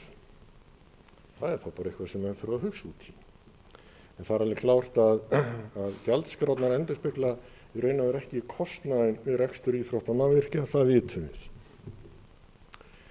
Eitt sem ég vil nefna líka er það að við höfum byggt upp gríðarlega mikið af mannvirkjum hérna á Akureyri, íþróttamannvirkjum sem skólamannvirkjum einnig og það var nú bara þannig að það komu hér Danir í heimsókn nokkrir frá vinabæ okkar Rannes rétt eftir hrun og þeir hafa búið að fara með þá í Hof og Verkmenntaskólann ef ég man rétt og gott ef ekki Hólmasól og enda svo upp í íþróttahúsinu í Giljaskóla, Fimleikahúsinu, þá horfðu þeir á hópinn og spurðu býtu við hvað hrun voru þið að tala um. Hér hefur varla orðið nokkuð hrun miðað við það sem þið eru að sýna okkur. Svo fóru þeir að rífast um það hvort ætti að taka lán eða safna fyrir framkvæmdum. Það er annað mál. En við höfum byggt mikið upp á mannvirkjum og það er bara af hinu góða og það eykur náttúrulega líkurnar á því að fleiri njóti hreyfingar. Ég hefði kannski viljað að við beindum líka rannsókn okkar að því sem að bæjarfulltrúi Logi til þess nefndi hérna áðan, bara til dæmis að því líka hvað er stórt hlutfall barna almennt séð að stunda íþróttaæfingar. Hversu margar íþróttaæfingar og hversu margar íþróttagreinar eru bara börnin við höfðu að stunda. Maður hefur heyrt alveg ótrúlega tölur. En það sem ég ætla að benda á þessi tilviki er það, við byggjum íþróttamannvirki og við byggjum íþróttamannvirki. En það er alltaf sami skorturinn á tímum. Akkur er alltaf sami skorturinn á tímum? Æfingatím fyrir börn, unglinga og fullorðna. Það sem virðist hafa gerst er það að æfingum bara fjölgar og íþróttagreinum fjölgar líka. Og ég veldi fyrir mig hvar er stefnan okkar í þessu máli? Hvar hefur bærinn sett sér einhverja stefnumörkun í því? Hvers konar íþróttastarf, íþróttaumhverfi og bara heilsueflingar umhverfi viljum við bjóða upp á? Ætlum við bara að halda áfram að byggja og svo kom bara íþróttafélögin og bara fjölga tímum og svo vantar tíma og unglingarnir eru áfram á vonlausum tíma á kvöldin, á æfingum, fara seint að sofa af því það er ekki pláss fyrir þau. Ekki bara þetta, heldur hefur líka aldur þeirra barna sem er að mæta æfingar farið lækkandi. Ef ég maður rétt þá var þetta komið niður í 5 ára hjá fótboltanum. Þetta var ekki svona. Hver ákvað þessa breytingu? Það er þetta sem við þurfum að velta fyrir okkur. Þess vegna töluðum við sjálfstæðismennum það í kosningabaráttunni og ég held nú reyndar að einhverju fleiri hann við sammálað því og tekið það upp líka.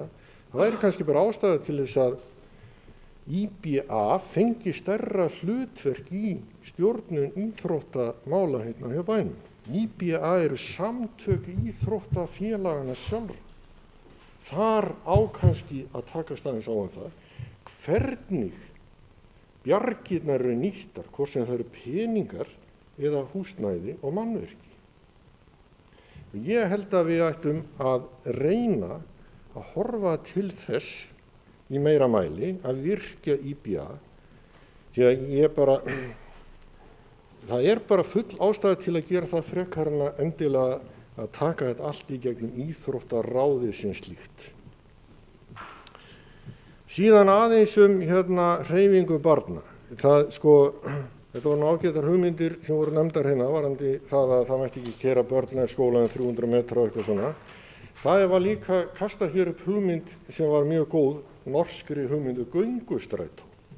Hún var prófuð hérna í Brekkuskóla tíma og voru sjúkraþjálfafélag Íslands minnir mig sem að stóð fyrir því í samstarfi við skólann. En þá var verið að reyna að fá foreldra til að virkja þá með. Og þetta gengur út á það að það gengur eitt fullorðinn ákveðin hring og hann tekur börnin svona með sér í halaróu eftir sér og lappar sem sagt með þeim þá í meira öryggi en eða vera að lappa einn þá í skóla. Og ég held að þetta sé eitthvað sem við ættum svona að velta mjög alvarlega fyrir okkur hvort við ættum bara ekki að gera veruleika og reyna þá að finna leiðir til þess að gera þetta þó þannig að það má tengja þetta kannski að einhverju leyti starfi þeirra sem í skólanu hvort þið nú þegar. Það má bara velta því fyrir sér. Þarf þetta að verða svo rosalega viðbótarkostnaður? Þetta er fín hreyfing og örugg. Og svo ætlaði ég bara rétt aðeins í lokin að nefna það að það er gríðarlega mikilvægt fyrir okkur að við komum á stað meiri uppbyggingu Hlíðarfjalli eins og er búið að koma þetta fram. Og það er mjög mikilvægt að þegar aðilar eins og vinir Hlíðarfjalls sýna frumkvæði og vilja til þess að leggja eitthvað mörkum inn í þetta með bænum, að þá nýtum við þau tækifæri eins vel og við mögulega getum.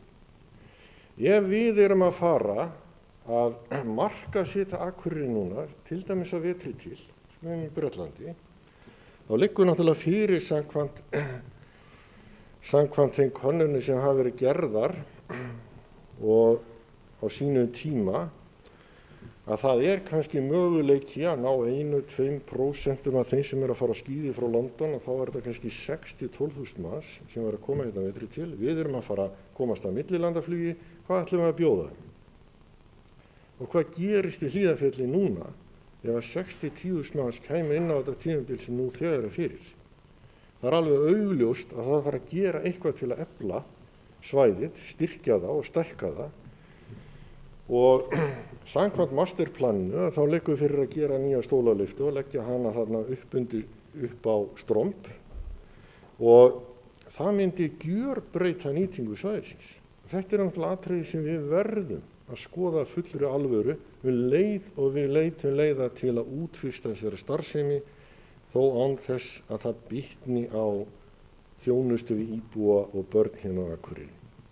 Það er fullt af verkefnum sem við getum unnið að sem bæta svona starfsemina og við þurfum líka að huga því hvernig við ætlum að stýra útgjaldaþróunum og væntingunum en það gerum við sjálf. Ég er bara að skora á íþróttaráð að velta þessum þáttum upp. Takk. Bæjarfulltrúi Gunnar Gíslason er lokið máli sínu. Næst tekur til máls Eva Hrund Einarsdóttir. Bæjarfulltrúi.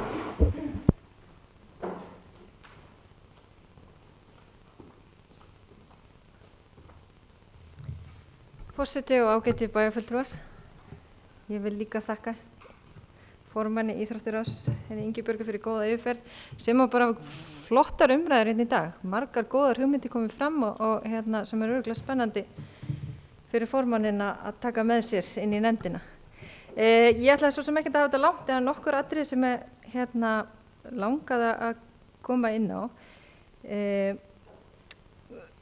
Varðandi frístundastyrkin. Ég er rosalega ánað að það var tekið skref í þá átt að hækka hann og hækka aldurinn.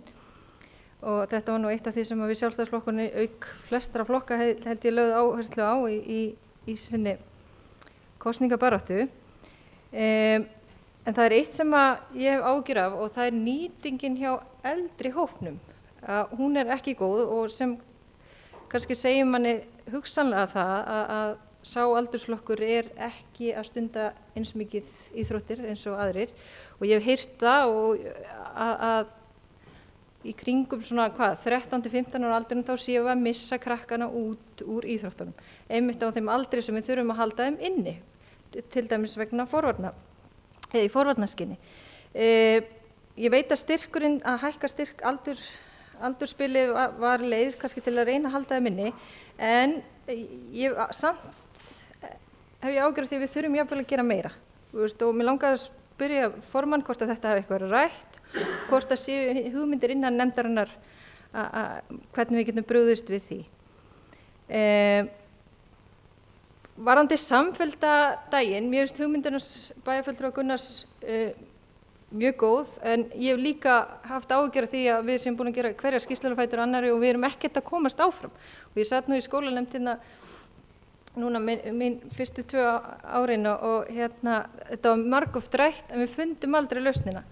Þannig að ég hef velt fyrir mér og ræddum þetta líka hjá okkur innan Sjálfstæðisflokksins áður en við fórum á stað í okkar kosningabaráttu, hvort við gætum farið strax að stað með eitthvað, eins og til dæmis það að auka íþróttir innan bara frístundarinnar sjálfar. Við þurfum ekkert endilega íþróttafélögin til og þetta þarf ekkert að vera svo mikill kostnaður sem fylgir því. Og þetta gætum við bara gert strax í næsta mánuð. Þetta þarf ekkert svo mikla forvinnu. Þannig að þarna værum við allavega að stíga fyrsta skrefið og líka þá að bjóða þeim börnum sem hafa ekki tækifæri á að stunda íþróttir vegna kostnaðar upp á það að kynnast þá íþróttum innan frístundarinnar. Mér langaði að spyrja varðandi samræmingu og skipulag á æfingatímum og leiðakerfi strætós. Þetta er eitt af þeim málum sem að meirihlutin kom með hérna inn í upphafi þegar við byrjuðum hér saman. Hvar er þetta mál statt? Af því það kom fram í ræðu og það á að hafa samráð þegar að fara, þannig að ég upplifi það eins og sé ekki enn farið á stað. Þannig að mér langar að vita bara hvað þetta er statt, af því að það er svo rosalega margir að bíða eftir þessu og þetta á ekki bara við æfingatíma barna. Við höfum voru með rýnihópa þegar hjá okkur í kosningabaráttunni. Þar kom þetta fram hjá eldri borgurum að þeim fannst skorta tækifæri fyrir þau að komast í bogan yfir vetrartíman til þess að geta gengið þegar aðstæður vegna veðurs leyfa það ekki. Þannig að það var ágætt að fá svör við því. Ég hef svo sem ekki miklar áhyggjur af fólki á okkar aldri varðandi íþróttaiðkun eða eins og lýðheilsu eins og bæjarfulltrúi Sóley kom inn á. Mín upplifun að það sé búin að vera gríðarleg vitundavakning varðandi heilsu og líkamsrækt síðustu árin. Ég held að ég vann sem líkamsræktarkennari, ég byrjaði að vinna 15 ára sem líkamsræktarkennari í Studio Puls sem var eitt fyrsta líkamsræktarstöðin á Akureyri og það eru held ég konar 4 upp í kjölfarið, 2 eða 3 crossfit stöðvar, kjarnaskór sífellt fullur af fólki á gönguskíð með að labbi, hjólreiðamenningin, sundið, þannig að og ég tala nú ekki alla þessi íþróttaaðstöðu sem við erum að bjóða upp á. Þetta er náttúrulega, við erum á heimsmæli hvarða meðan við höfðatölu hér í bænum. En ég er samt mjög spennandi fyrir verkefni sem að bæjarfulltrúi Njáll kom inn á, varðandi eldra fólki. Það var ég held að væri mjög jákvætt að við myndum skoða það alvarlega, það verkefni, að geti spara okkur mikið að geta, hvað sagði, 6 ár Bæjarfjöldur og Njáll. Já, ég held að það myndi alveg muni okkur í kostnaðarvarðandi þann málaflokk. En það eitt annað, nú erum við að veita fullt af styrkjum hjá bænum. Við erum að veita styrki í samfélags- og mannréttindaráði, við erum að veita styrki hjá Akureyrarstofu, við erum að veita styrki í íþróttanefnd og þegar ég, í fyrstu útleitun sem ég satt hjá Akureyrarstofu þá fannst mér svolítið vant á það að maður geti haft yfirsýn hverjum væri verið að veita styrki og hvenær þeir hafði fengið styrki. Ég veit að það eitthvað búið að vera að reyna að taka þetta saman en ég hef allan ekki séð niðurstöðurnar á því þannig að mér langar að leggja til að við myndum skoða það að það yrði útbúinn gagnagrunnur þar sem að allar styrkveitingar færu inn í þannig að það væri haldið utan þetta á einum stað þannig að maður geti átta sig á stöðunni af því við erum líka stundum að spá í hvað mikið að fara til íþróttamála og hvað að fara í annað síðan eru þessir aðilar jafnvel að sækja styrki hjá mismunandi nefndum þannig að mér finnst skorta yfirsýn þannig að þetta eitt af því sem ég langaði að leggja til. Ég held það var eitt sem ég langaði að koma inn á að því að formaður skólanefndar hér það kom upp hugmynd sem ég heyrði einhvers staðar hvort það væri sniðugt að bjóða valgreinar í grunnskólum í þjálfun og hópstjórn þegar nú svo mikið á úlingum að þjálfa börnin hvort við ættum að nýta okkur tækifærið og hafa þetta sem val inn í grunnskólanum og ég bara myndi þetta allt í henni núna í dag og þannig ég var ekki búin að taka þetta fyrir sjálf innan skólanefndar. Annað held ég að sé bara komið. Kærar þakkir. Hrund Einarsdóttir bæjarfulltrúi lokið máli sínu. Næst tekur til máls Guðmundur Baldur Guðmundsson bæjarfulltrúi.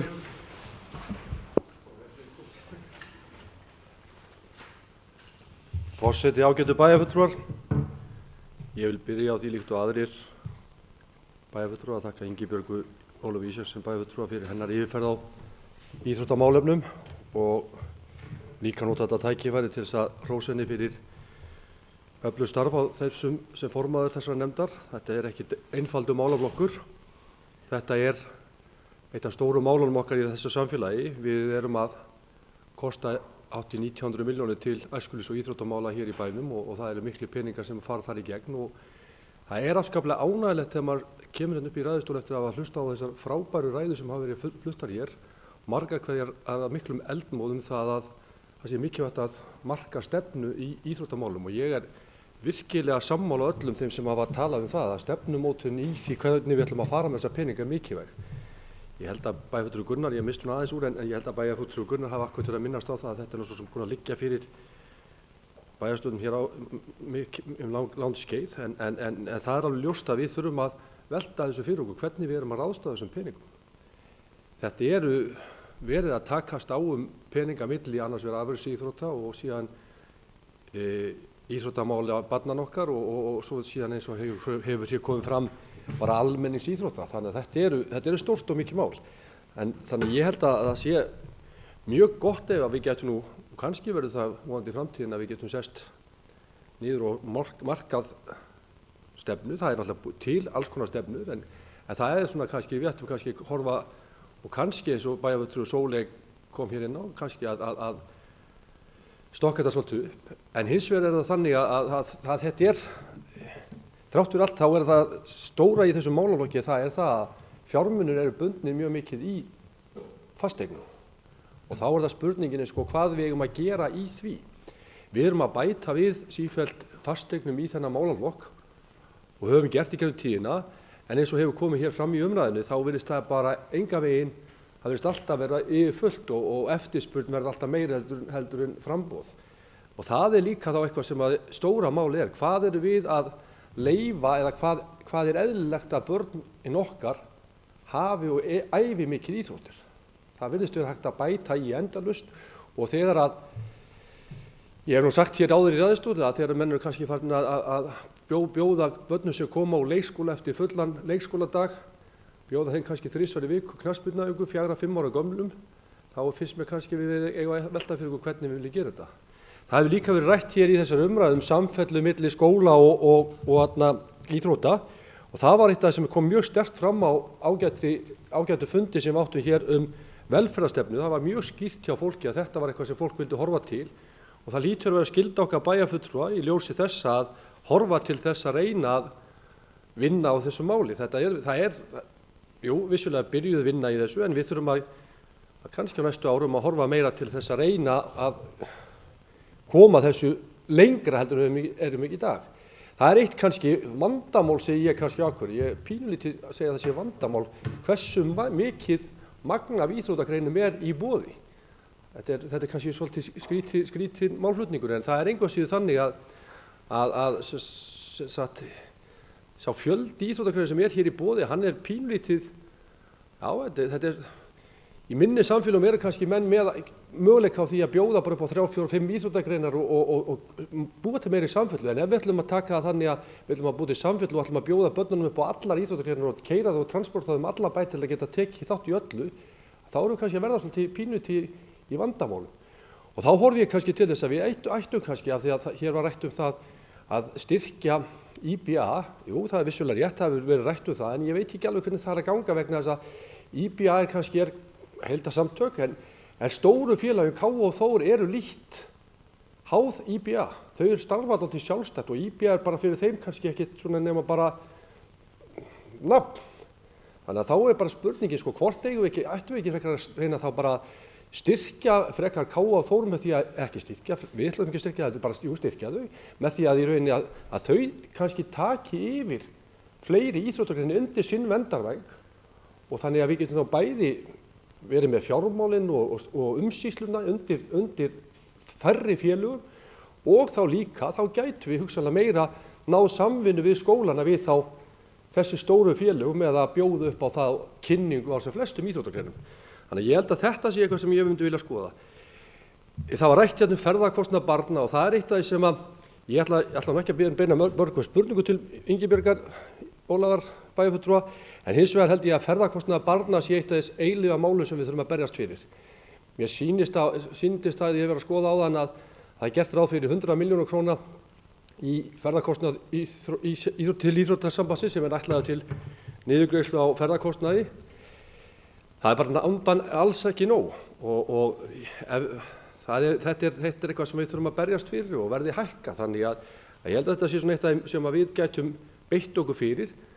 Það vilji og menn hafa verið að ræða þetta veit ég á Alþingi en það hins vegar þetta ekki hækkun með 2 milljónir á þessu ári, enga veginn í samræmi við verðlag, eða ekki, kannski samræmi við verðlag kannski akkúrat en hins vegar kostnaðarhækkanir á liðnum árum hafa verið miklar í ferðum barna og unglinga og ég held að það sé mikilvægt í rauninni að horfa til þess að þessi sjóður verði aukinn.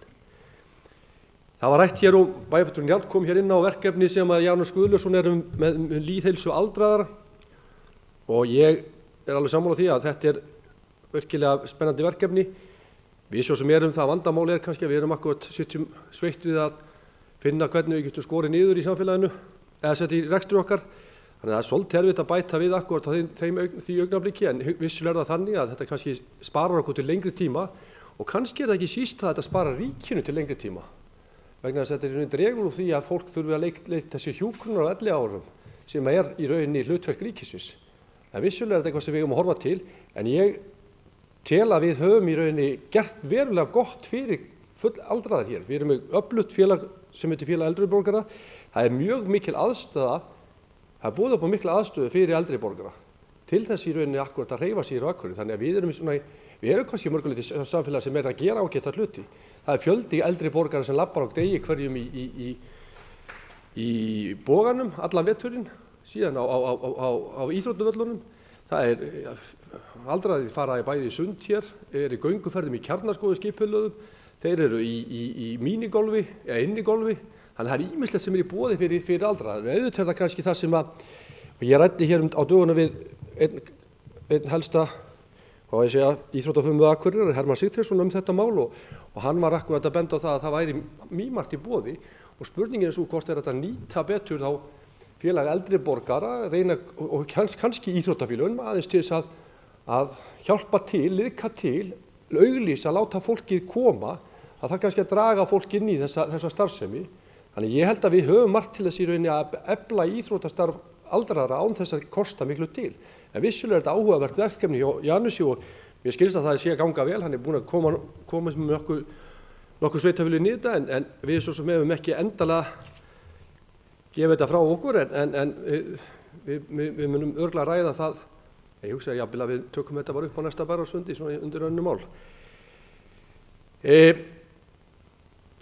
Það kom líka fram hérna og ég er alveg sammála því það var eitt sem að koma fram á þessu ágæta þingi velferðarstefnu. Það var að fólk var að tala að hækkun á einstöku gjaldum til í íþróttamannvirki og mér finnst í rauninni að við þurfum að horfa til þess að benda fólki meira á þessi kort sem við erum að bjóða upp og við erum að bjóða, ég meina þegar út með börn sem að borga 2.500 krónur fyrir árskort í Sundi, 2.500 krónur er 2.500 krónur, en þetta er náttúrulega dálítið mikil mörgur sinni sem þú getur farið í Sund, þannig að það er kannski ekki einstakt skipti kostar ekki mikla peninga.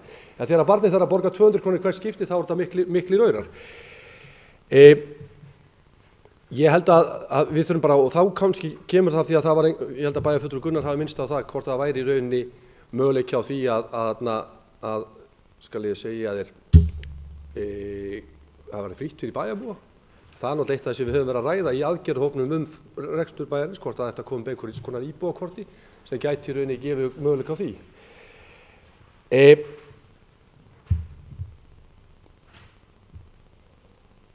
Mér langar aðeins af því að það kemur ekkert, ég ætla ekki að svo sem ég ætla ekki að lengja þetta mál rosalega mikið, ég held að þetta er bara svo skemmtilega umræður.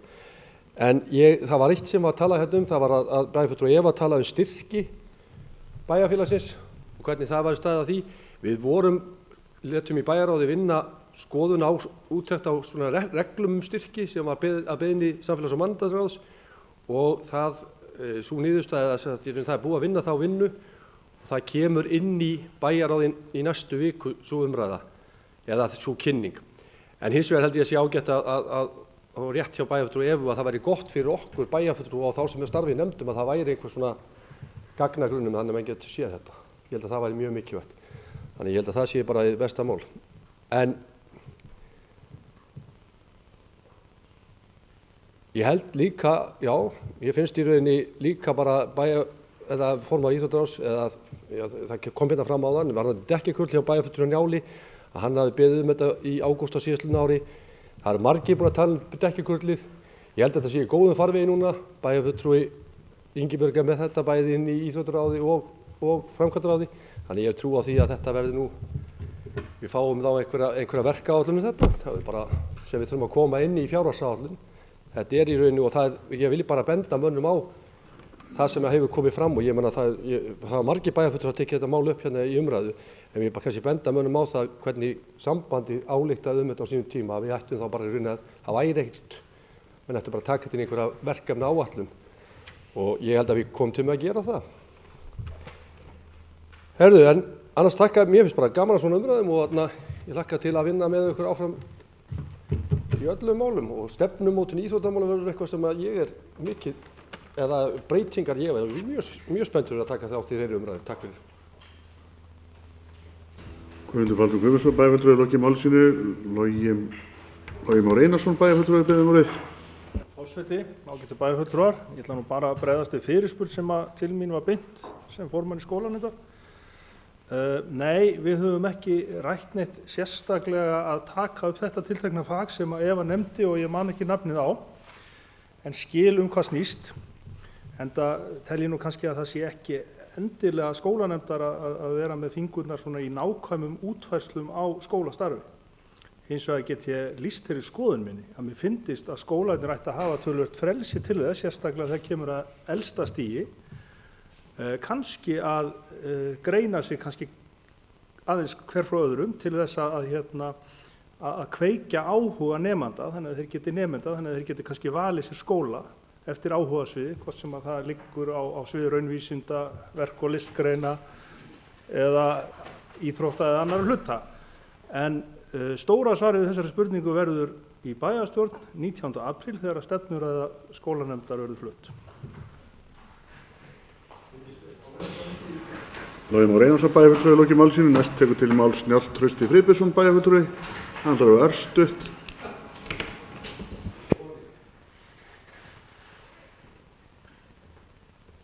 Forseti, ágætu bæjarfulltrúar, ég bara held ég að við glemt að segja á hann því ég var að tala þetta nýja áhugamáli lærvöðan, aldurstengd vöðvarýrnun, sem snýr að því að það var akkurat það sem kom fram í fyrirlestrinum. Þess að fyrirfram að búin að gefa sem að væri duglegur að ganga og hreyfa sig og annað, að þá væri maður að vinna gegn þessu.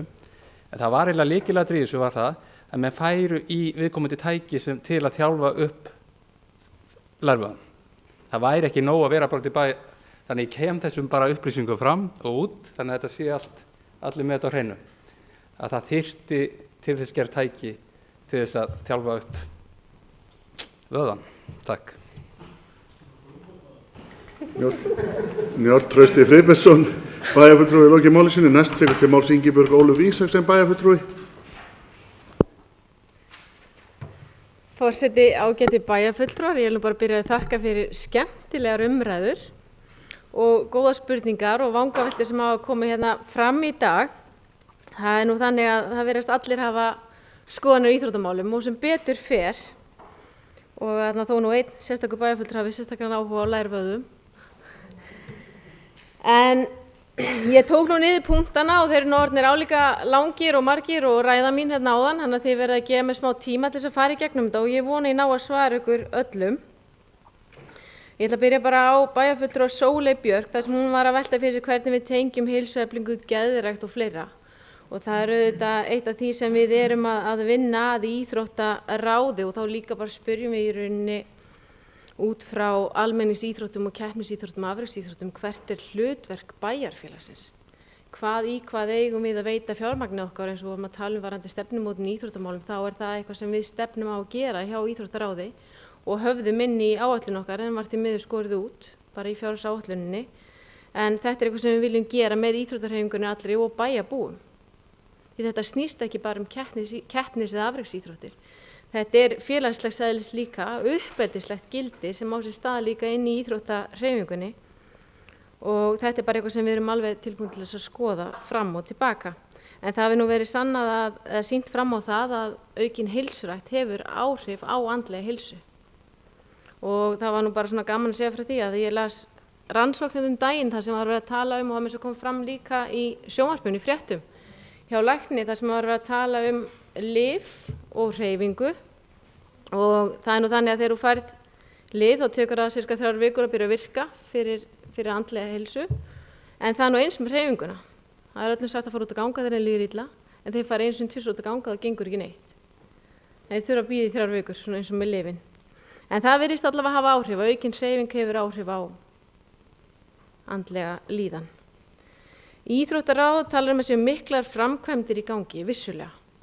Það er það svo sannarlega og við samþykktum hér framkvæmdaáætlun í fyrra við ætluðum að fara í þessu uppbyggingu. Við erum með mörg mannvirki eins og við komum hérna margoft fram í dag á okkar könnu í íþróttamálunum en það má heldur ekki gleyma því að þetta er ekki bara fyrir íþróttahreyfinguna. Þetta eru líka skólamannvirki. 50% tímans, þar sem almenn kennsla fer fram fyrir börnin okkar. En við þurfum auðvitað að halda þessum mannvirkjum við, þegar þau eru farin að valda slysahættu þá þurfum við að bregðast við. Og það er þannig bæði varðandi skautasvellið og bogan. Og svo tengist boginu auðvitað líka gúmmikurls umræðinu, ég mun fara í það hérna rétt á eftir. Bæjarfulltrúi Sóley Björk efast að fjármagn til íþróttamála sé vel varið. Það kom nú fram hérna í máli bæjarfulltrúa Guðmundar Baldvinssyni áðan að mikið af fjármagni, eða megnið af fjármagninu er að fara í rekstur íþróttamannvirkja. Það að við höfum afar lítið fjármagn til annarra verkefna. Þegar við fórum í hagræðingu hér fyrir áramót í fjárhagsáætlun af vinnunni okkar, þá vorum við að skera allt niður að beini. Við vorum að taka styrki sem við höfum veitt áður og skera þá niður. Og verkefni sem við ætlum að fara í eins og heilsueflandi samfélag, Akureyri og Iði sem við vorum búin að áætla 250.000 í, þetta var allt skorið niður og þar erum við ekki að skera milljónir niður, við erum að skera 50.000 kalla og 10.000 kalla. Meiri áhersla á lýðheilsu og byggja upp meira tómstundastarf í staðinn fyrir uppbyggingu og keppnisíþróttum. Ég held í rauninni að aukin áhersla á lýðheilsu sé bara góð og gild og það eitthvað sem við þurfum bara að taka til okkar og vinna virkilega í. En ég held að þurfa ekkert endilega að koma í staðinn fyrir keppnisíþróttir. Ég held að við ættum líka bara að halda áfram að byggja upp keppnisíþróttir. Við erum að byggja upp einstaklinga hérna sem koma út í samfélagið, tilbúin til að takast á við verkefni daglegs lífs, eru skipulögð, öguð og eru vön því að þurfa að leggja á sig og skipuleggja sig. Og fyrir utan það að þetta eru fyrirmyndir fyrir okkar yngri krakka líka. Og svo erum við auðvitað líka að tala um það að þetta tengist auðvitað líka að þetta hefur hagræn áhrif fyrir samfélagið. Við erum með fjöldan allan af þjálfurum úti erlendis sem starfa við það. Við erum með líka atvinnumenn úti sem spila í handbolta, fótbolta og körfubolta og svo má áfram telja. Þannig að þetta hefur líka áhrif fyrir samfélagið og skilar okkur tekjum inn í bæinn. Fullorðið fólk, bara útivist eða þau hafa bara möguleika að fara í útivist eða inn í íþróttafélög til þess að stunda hreyfingu. Ég get nú tekið undir orð bæjarfulltrúa og Evu Hrundar hérna áðan, ég hef ekki áhyggjur af þessu. Það hefur orðið mikil vakning hérna í samfélaginu á hreyfingu, almenn hreyfingu, hvort sem það tengist vetraríþróttum eða sumaríþróttum eða hvernig sem það er. Við erum auðvitað að byggja upp aðstöðu fyrir almenning. Við erum með göngustíga hérna, nýjasta nýtt er auðvitað drottningastígurinn sem þú keyrir varla framhjá eða gengur varla nema að sé einhver annar að rölta þarna hjóla eða á línuskautum. Við erum með Kjarnaskó, við erum með sundlaugarnar hérna, við erum með Hlíðarfjall, svo má áfram telja. Og auðvitað erum við með fjöldan allan líka af líkamsræktarstöðum. Samfella skóla og íþrótta eða tómstunda, hún spyr hvort að leiðakerfi strætó hvort það sé eina leiðin sem hafi verið skoðuð. Vissulega ekki. Við fórum af stað með vinnu í rauninni bara á hausti 2014 og unnum þetta áfram. Og vorum að skoða þetta, funduðum með skólastjórum og forstöðumönnum stóru íþróttafélagana og það var allskyns hugmyndir í gangi. Það voru hugmyndir að setja þetta inn í skólana, þar sem við getum virkjað kennara og nú kannski möguleiki líka á því og ég hef nefnt að við fræðslufulltrúan okkar að tengja þetta kannski gegn nýja kjarasamningan okkar við kennarana, hvort það sé möguleiki að færa þetta frekar inn í kennslustundir. Þar höfum við kennarana til staðar og aðstöðuna. Það var líka rætt það að stóru félögin tækju þetta að sér, væru bara með tómstundaskólan sjálfir og þá erum við að tala um Þór og Káa.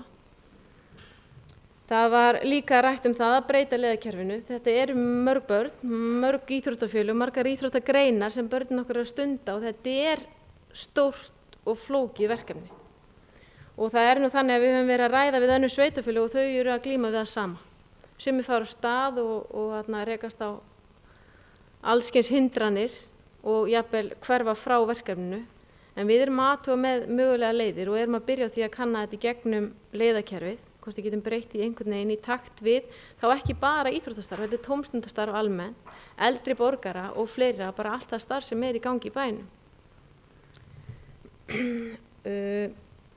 Það verður að tala hvað eru hinn 48% að gera sem er ekki að stunda skipulagðar íþróttir. Það er ekki fyrir alla að stunda skipulagðar íþróttir. Og ég get ekki svara í hvað hinn prósentin er að gera, en það eru ansi margir líka sem er að stunda tómstundir, líkt og eru í tónlistarskóla og svo má áfram telja skátastarf og hinn og þessu. En það nú gaman að segja frá því að nú hefur tómstundastyrkurinn komið svolítið til tals hérna og mögulega breytingar á úthlutun og styrknum og allt og svo má áfram telja. En íþróttaráð tók fyrir á fundi sínum núna daginn að breyta úthlutunarreglunum. Og við vildum koma til móts við þá krakka sem að þrífast ekki innan skipulagðrar íþróttastarfsemi og við ætlum að opna í rauninni mannvirkjun okkar eins og sundlaugarnar og Hlíðarfjall og börnin og unglingar hérna á Akureyri geta nýtt tómstundastyrkinn til þess að fara og kaupa sér áskort. Þannig að við teljum að það sé bara gott skref til þess að koma til móts við þá sem stunda ekki íþróttir. Hvaða stefnubreiting varðandi heilsueflandi samfélag, hvort það hefur orðið einhver stefnubreiting. Við erum að fylgja bara íþróttastefnu Akureyrarbæjar, þar sem við erum að reyna að hvetja alla til hreyfingar, hvort sem það eru börn, unglingar, fólk á okkar aldri hérna inni eða jafnvel eldri. En íþróttaráð í rauninni, við erum í rauninni bara að vinna því að taka saman þá hluti sem við erum að gera sem eru góðir og aðhyllast þessa stefnu. Þannig að við erum að gera margt gott. Við erum með tómstundastyrk. Það kemur meðal annars inn á líka mat í mötuneyti í skólunum, hreyfingar í skólunum, styrk til íþróttafélaga, úthlutun íþróttamannvirkja og svo má áfram telja. Og við meðal annars núna daginn tókum við á því líka varðandi sölu og sælgæti í íþróttamannvirkja bæjarins.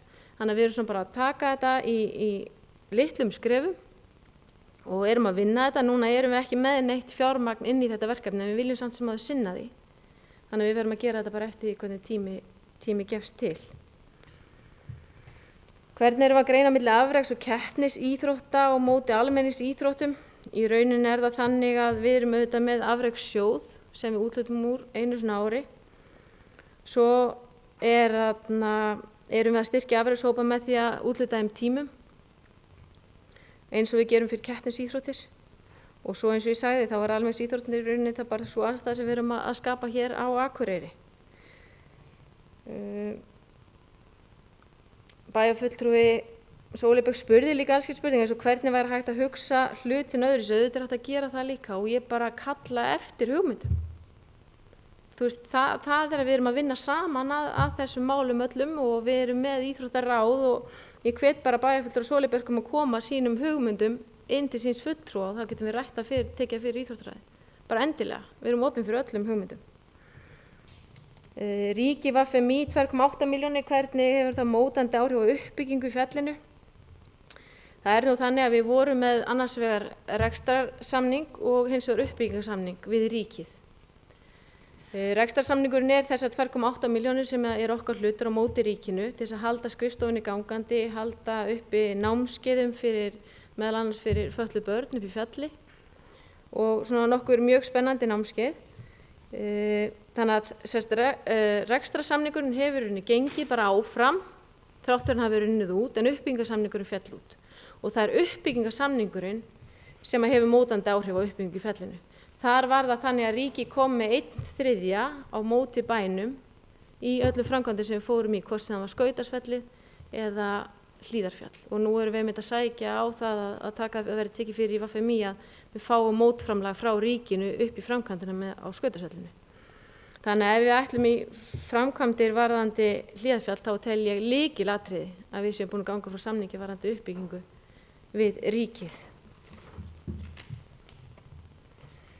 Þá er það bæjarfulltrúi Logi. Hann kom með alveg afar spennandi hugmynd eflingu og hreyfingu barna sem Dani setti 500 metra radíus í skólanum sína. Mér finnst þetta bara mjög góð og spennandi hugmynd. Og hann talaði líka að íþróttir væru aðdráttarafl hingað sækir fólk. Og það er vissulega rétt. Við sjáum bæinn fyllast hérna fólki með skíði á toppnum á bílum sínum á veturna og fólk er að flykkjast inn í sundlaugarnar á sumrin. En aðstæðan hér hefur líka haft þau áhrif að Háskólinn á Akureyri er alvarlega íhuga það að setja á stað íþróttabraut.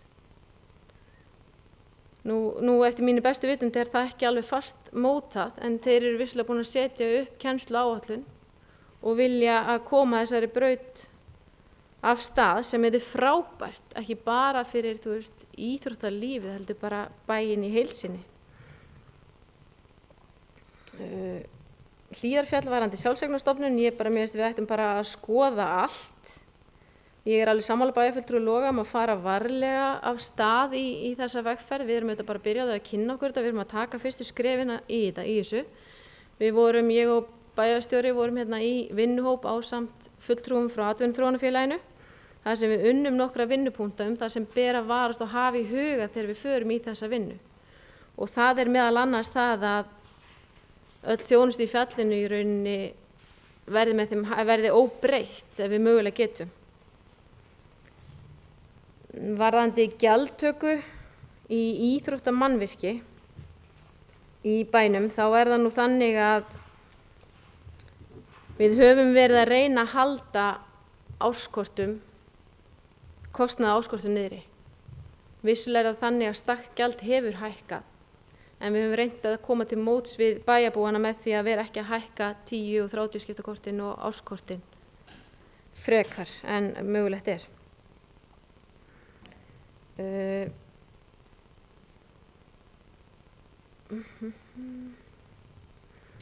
Varðandi tómstundastyrkin, bæjarfulltrúi Logi kom aðeins inn á það hvernig er mögulega að dreifast tómstundastyrkurinn og kostnaður sem fellur á bæjum með hverja íþrótt. Nú er þetta ekki bara íþrótt sem tómstundastyrkurinn nær til. Það er nær til myndlistaskólans, tónlistaskólans og allskyns tómstunda líka, það má ekki gleyma því. En við höfum rætt við háskólann að skoða þetta frekar fyrir okkur og það er að gera bara ýta enn frekar á eftir því. Bæjarfulltrúi Sigríður Huld var að velta fyrir sér hvað við getum gert til þess að hún var að lýsa yfir áhyggjum okkar að ferðastyrk milli landshluta. Ég get alveg tekið undir þessu orð. Þetta eru virkilegar fjárhæðir sem að foreldrar þurfa að leggja út fyrir börnin sín varðandi ferðalög hérna fram og tilbaka milli landshluta til að stunda sína íþrótt. Og þessi styrkur hefur hækkað til ISÍ. Hann eins og bæjarfulltrúi Guðmundur kom inn á hérna áðan, hann 100 milljónir, þannig að hann hefur hækkað töluvert. En ég held að við þurfum líka bara að koma skilaboðum til íþróttasambandsins og hreyfingarinnar því að langflest mót sem eru sett upp eru á Stór-Reykjavíkursvæðinu. Það eru vandræði fyrir félög á landsbyggðinni að fá íþróttamót hingað. Þrátt fyrir þessa góðu aðstöðu sem við höfum hérna. Og bara svona til þess að nefna þetta, þá vorum við Eiríkur bæjarstjóri á fundi með létti varðandi landsmót hestamanna. Og þar var bara skýrt gefið fram að 1 af hverjum 4 eða 5 landsmótum færi fram á landsbyggðinni. Öll hin yrðu á Stór-Reykjavíkursvæðinu. Þannig að þessu er misskipt vissulega og þetta er eitthvað sem við og öll landsbyggðin ætti að beita sér fyrir. Bæjarfulltrúi Sigríður Huld kom inn á hvort það væri verið að nýta saman, hvort það væri eitthvað samlegðar áhrif varðandi rútingu, gistingu og fleira hjá íþróttafélögum. Ég allavega hef heyrt fréttir af því að bæði stelpur og strákar að nýta saman rútu og gistingu hjá stærstu félögunum að minnsta kosti og að biðja sérsamböndin að hafa mótin að þau liggi saman hverja sömu helgi þannig að það sé hægt að nýta rútur og gistingu. Og ég tala ekki að þetta er auðvitað líka bara félagslegt, bara mjög gaman að blanda kynjunum. Hver ákveður æfinga álag á börnin? Sko, það er eiginlega bara við foreldrarnir. Það er bara þannig. Auðvitað getum við stýrt þessu heima, en við erum líka hluti af íþróttarhreyfingunni. Hverjir eru það sem sitja í stjórnum? Það eru foreldrarnir. Og þú veist, ég sjálf á börn í íþróttum og ég hef alveg þurft að stoppa mína eldri dóttur af þar sem að hún hefur verið ansi kappsam í að fara á æfingar. Þannig að við þurfum líka svolítið að fylgjast með þessu og hvaða áhrif það hefur fyrir börn að æfa 2-3 íþróttagreinar. Ég persónulega þeirra skoðunar að við ættum að kynna börnin okkar fyrir sem flestum íþróttagreinum fram til 12 ára aldurs. Þegar það í rauninni fer að koma aukin krafa á sérhæfingu. Þá þurfa þau svolítið að fara að velja og það gerist oft sjálfkrafa með börn. En auðvitað þurfum við að stýra æfingaálaginu. Það fer ekki vel með neitt og við vitum þannig bara sjálf að við farum að æfa 2-3 klukkustundir á dag, 6 daga vikunar. Við erum fljótt þreytt.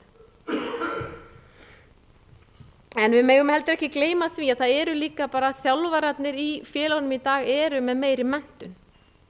Þetta er orðið faglegt líka, faglegra í íþróttafélagunum. Og varðandi það að það sé verið að taka krakka í eldri flokka, ég þú veist rauninni get bara ekki svara því. Það verður eiginlega bara íþróttarhreyfingin að svara fyrir. Það var spurt út í hvort að fullorðnir væri að greiða meira en börn á væntanlega inn í íþróttamannvirkin. Já, það er þannig. Almenningur er að borga hærra gjald inn í íþróttamannvirkin heldur en börnin okkar. Við erum að greiða það niður. Bæjarfulltrúi Preben, hann kom inn á hlutverk íþróttaráðs, hvort við værum að nálgast málin á réttan hátt. Ég held við getum alltaf gert betur, það er bara þannig. Hvort það væri komið grundvöllur á að skoða eitthvað breytt fyrirkomulag íþróttamálin og forvarnir auðvitað undir samfélags- og mannréttindaráði og fyrirkomulaginu var breytt fyrir 1-2 árum síðan, þar sem vorum að reyna að fá forvarnarfulltrúana meiri inn í skólan og þeir orðnir fleiri í staðan fyrir að sé bara einn yfir málaflokknum. En ég er bara tilbúin til að ræða alla möguleika. Mér finnst það bara ekki spurning að skoða þetta. Þá erum komin að bæjarfulltrúi Njáltrausta, dekkjakurli, hvar stendur málið? Þetta búið að vera ansi lengi í umræðunni og eins og ég kom inn á í ræðinu minni þá er þetta eitthvað sem við þurfum að skoða alvarlega og höfum svo vissulega verið að gera. Ég hef verið í stanslausu sambandi bæði við KSÍ og ríkið og önnur sveitarfélög varðandi þetta.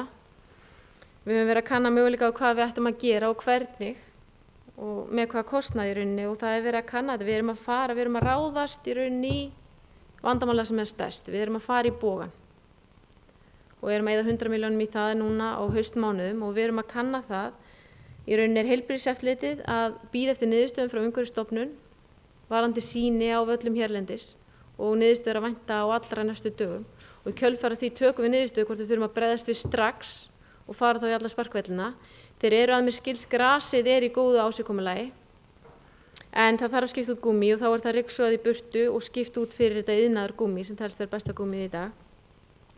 Samband íslenskra sveitarfélaga sendi póst á öll sveitarfélög þar sem við báðum okkur að hinkra eins við. Það er þingsályktunartillöga í gangi og það eru mögulega breytingar á henni þar sem við líklega verið að óska eftir því að sveitarfélög fari bara í þetta samhliða viðhaldi. En þetta er bara eitthvað sem við erum með bak við okkur minnst degi og erum að bíða bara eftir niðurstöðum og munum bregðast við bara strax í kjölfari. Og erum einnig líka bara að óska eftir tilboðum það og í rauninni samlegar áhrifin að taka kannski alla vellina í einu. En við erum með 7 velli hér auk þess að við erum með 1 blakvöll. Varðandi Hlíðarfjall, það er ekki búið að taka verkefni frá atvinnuþróunarfélaginu. Ef eitthvað berst frá atvinnuþróunarfélaginu, þá vissulega tökum við það bara til skoðunar. Það er ekki búið að loka á neitt þar. Við fólum forstöðumanni íþróttamála að undirbúa útlýsingu á þessu, bara útboðsgögn og það geti tekið einhver tíma og við þurfum bara að sjá hvernig þetta fer. Þannig að við erum ekki búin að loka fyrir neitt en það er þetta bara mikilvægt líka bara að halda áfram uppteknum hætti þangað til eitthvað breytist. Ég get alveg tekið undir varðandi verkefnið hans Janusar, þetta er ansi spennandi og ég er alveg viss um það við útrýmum spóaleikjum ef við einblínum á þetta verkefni. En látum okkur nú sjá. Bæjarfulltrúi Gunnar Gíslason, hann kom inn á hvernig við getum stutt fjölskyldur í vanda. Þetta er auðvitað bara mjög góð spurning og eitthvað sem við erum tilbúin til að leita svara við. Ef við getum mögulega komið til móts við einhverja fjölskyldu þá reynum við það. Og ég veit að íþróttafélögin eru líka að hjálpa fólki sem á í erfiðleikum varðandi fjárhaginn og vill að börnin sín stundi íþróttir. En varðandi tómstundastyrkin þá talaði bæjarfulltrúi Gunnar Gíslason það að það væri 48 milljónir áætlaðar með 3000 börn. Það er 36,3 milljónir áætlaðar í þetta því við reiknum í rauninni með 75% nýtingu þeirra barna sem eru í bænum. Þannig að við erum ekki með alveg svona háa fjárhæð þannig að formaður bæjarráðs getur aðeins sest rólegur niður og getur ekki fagnað strax. En mér finnst það bara góð hugmynd hvort við getum mögulega hækka styrk annarra ef aðrir neita þessu. Þetta er bara eitthvað sem við þurfum bara að kanna.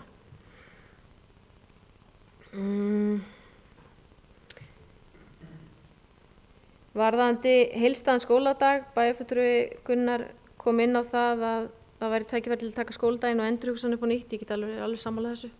Þetta er eitthvað sem við þurfum virkilega að skoða og ef eins og ég kom að í máli mínu hérna áðan varðandi kjarasamningana, ef þetta er eitthvað sem við getum skoðið gegn þá væri það líka frábært. Því við erum í vandræðum með því að við viljum alltaf hafa æfingarnar eins fljótt, eins snemma á daginn og við mögulega getum fyrir börnin okkar, þannig að þau séu búið með sinn vinnudag 4-5.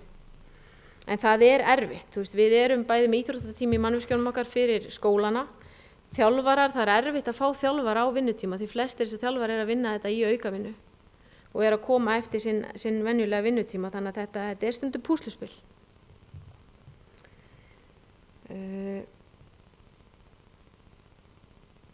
Látum hún sjá. Varðandi IBA, það fái stærra hlutverk og það er í rauninni ákveða hvernig bjargirnar eru nýttar, peningarnir og húsnæðin og tímaúthlutuna. IBA er að sjá tímaúthlutun fyrir okkur. Og þeir taka þetta út 2 sinnum á ári hvernig húsnæðið er nýtt og við erum að fylgjast með þessu. Varðandi peningarna þá erum við í rauninni að skoða mögulegan samning við Íþróttabandalagið, hvað við getum gert og hvað verkefni þeir geta tekið að sér og íþróttaráð einmitt, eins og ég kom fram í ræðu minni hérna áðan, að íþróttaráð hefur óskað eftir að íþróttabandalagið komi á okkar fund bara til þess að ræða framtíðarsýnin okkar. Því ég held sé mikilvægt, það er ekki nóg að kasta samning á milli, við þurfum að skoða þetta hvernig við viljum hafa þetta og sammælast stefnun okkar. En núna er það í rauninni þannig að ef það er stofnað, því að við vorum að tala fjölda íþróttafélaga, þá er það þannig að ef að einhver hefur áhuga á því að stofna íþróttafélag, þá gengur hann ekki bara beint inn í samning við íþróttabandalagið. Hann þarf að sýna fram á rekstur í 2 ár, fara í vist umsóknarferli hjá íþróttabandalaginu. Stóru félögin hafa vissulega lýst yfir vilja sínum að taka minni greinar inn til sín. Það er alveg vilja að hálfu stóru félagana, en litlu félögin sjá enn sem komið ekki hag í því að sameinast. Og eins og ég segi, við neyðum engan í samstarf, það verður að vera vilja allra til þess. Varðandi hreyfingu barna, hugmyndin einhver taki börnin með sér og ganga hring í skólan, þetta er þetta bara gott og gilt, en mér langar líka að velta upp hlutverki okkar foreldrana. Við getum ekki alltaf bent, hent öllu yfir á ábyrgð skólana eða íþróttafélagana, við berum líka ábyrgð sem foreldrar og það er líka okkar að koma börnunum okkar út að leika sér og hreyfa sig. Varðandi Hlíðarfjall þá er ég alveg sammála því að það þarf að gera eitthvað til að efla svæðið, get alveg tekið undir það. Bæjarfulltrúi Eva Hrund, hún kom inn á frístundastyrki, nýting hjá eldri hópnum ekki nógu góð, 13–15 á aldurinn, það er það sem þau detta út. Það hefur ekkert breyst, það er þessi aldur þar sem þau eru því miður að falla úr íþróttum og ég held að íþróttafélögin sé alveg meðvituð þetta og er að reyna að halda börnunum inni. Við hækkuðum íþróttastyrkin til að reyna að koma til móts við þetta, til að sporna gegn þessu því að í rauninni, gjaldið fyrir að stunda íþróttir hækkar eftir því sem það eldist. Það komið kannski í meistaraflokk hjá sumum íþróttum og það sem við reyndum í rauninni að gera er að breyta styrknum, hækkan í þennan aldur og við verðum að gefa þessu kannski líka tíma. Þessi eldri unglingar okkar, þeir eru kannski ekki alveg að átta sig á þessu og foreldrarnir á þessari breytingu og við verðum bara að kynna þetta kannski betur að styrkurinn nái til 17 ára aldurs. Og svo fundum við með ungmennaráði líka daginn þar sem að þau í rauninni buðust til þess að fara inn í skólana með kynningu á hvernig styrknum er háttað, hvernig er hægt að sækja þetta. Og ég held að það sé bara mjög gott mál. Varðandi leiðakerfi strætó, þá höfum við verið þá hef ég rætt við bæjartæknifræðing sem hefur verið í sambandi við fyrirtæki sem að sérhæfa sig í því að útbúa leiðakerfi og það eru 2 fyrirtæki sem að hafa komið með tilboð og við munum bara fylgja málinu eftir og fá einstaklinga til þess að vinna þetta og ég held sér bara afar mikilvægt að hafa hraðar hendur og helst vera búin að þessu með haustinu. En já, ég held að sé ekkert mikið meira. Ég bara þakka fyrir góðar umræður. Mér finnst það bara virkilega skemmtilegt og ég er bara stolt af hvað þið eru áhugasöm íþróttamálin hérna í bænum. Og bara ég er búin til að setjast niður með ykkur hvenær sem er til þess að ræða íþróttamáli. En takk hérlega fyrir. Ingibjörg Ólöf Ísaksen bæjarfulltrúi lokið máli sínu. Næst tekur til máls Sóley Björk Stefánsdóttir bæjarfulltrúi.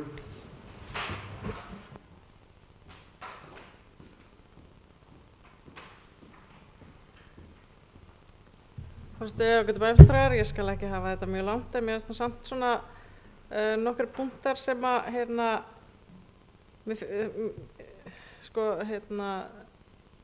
svona ég vil svona ítreka kannski það, þú veist ég held að ég sé bara, þú veist, ég fór eitthvað að hugsa þetta, ég er svona álíka mikil efasemda manneskja einhvern veginn íþróttahreyfinguna og bara kirkjuna, ég er bara svona efasemda manneskja, bara svo ég stilli því fram sko, hvað ég er að koma með þetta allt saman.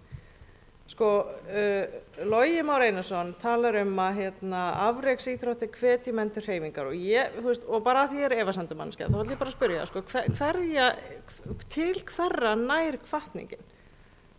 Nær hún til þeirra sem að þurfa mest á hvatningun að halda eða nær hún til þeirra sem að eru ágætlega, mótiveraðir en fá hvatningu til að gera ennþá betur?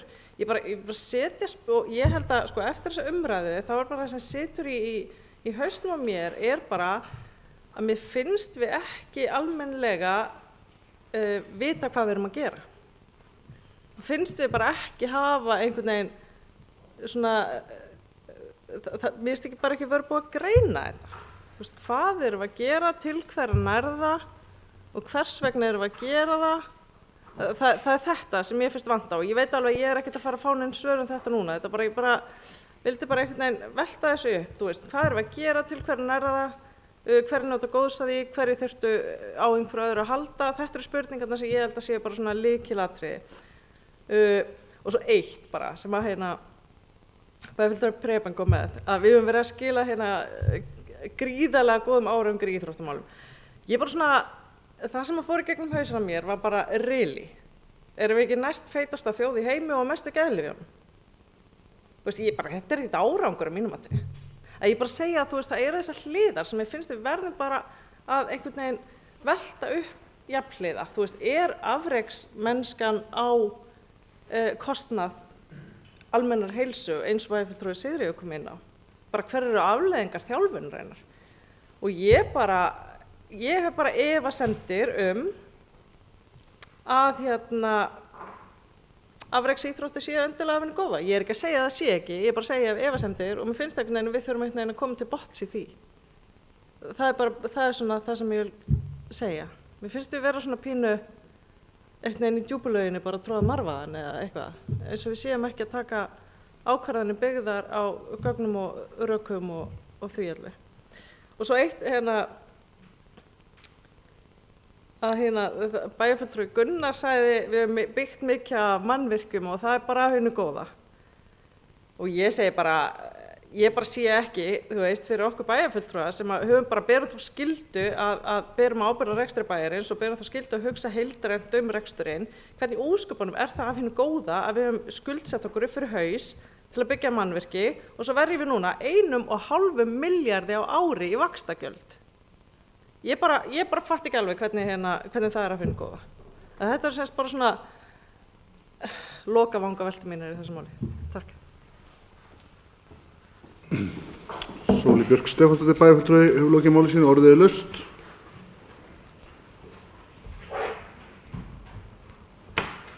Þá segjum við þessari umræðu lokið.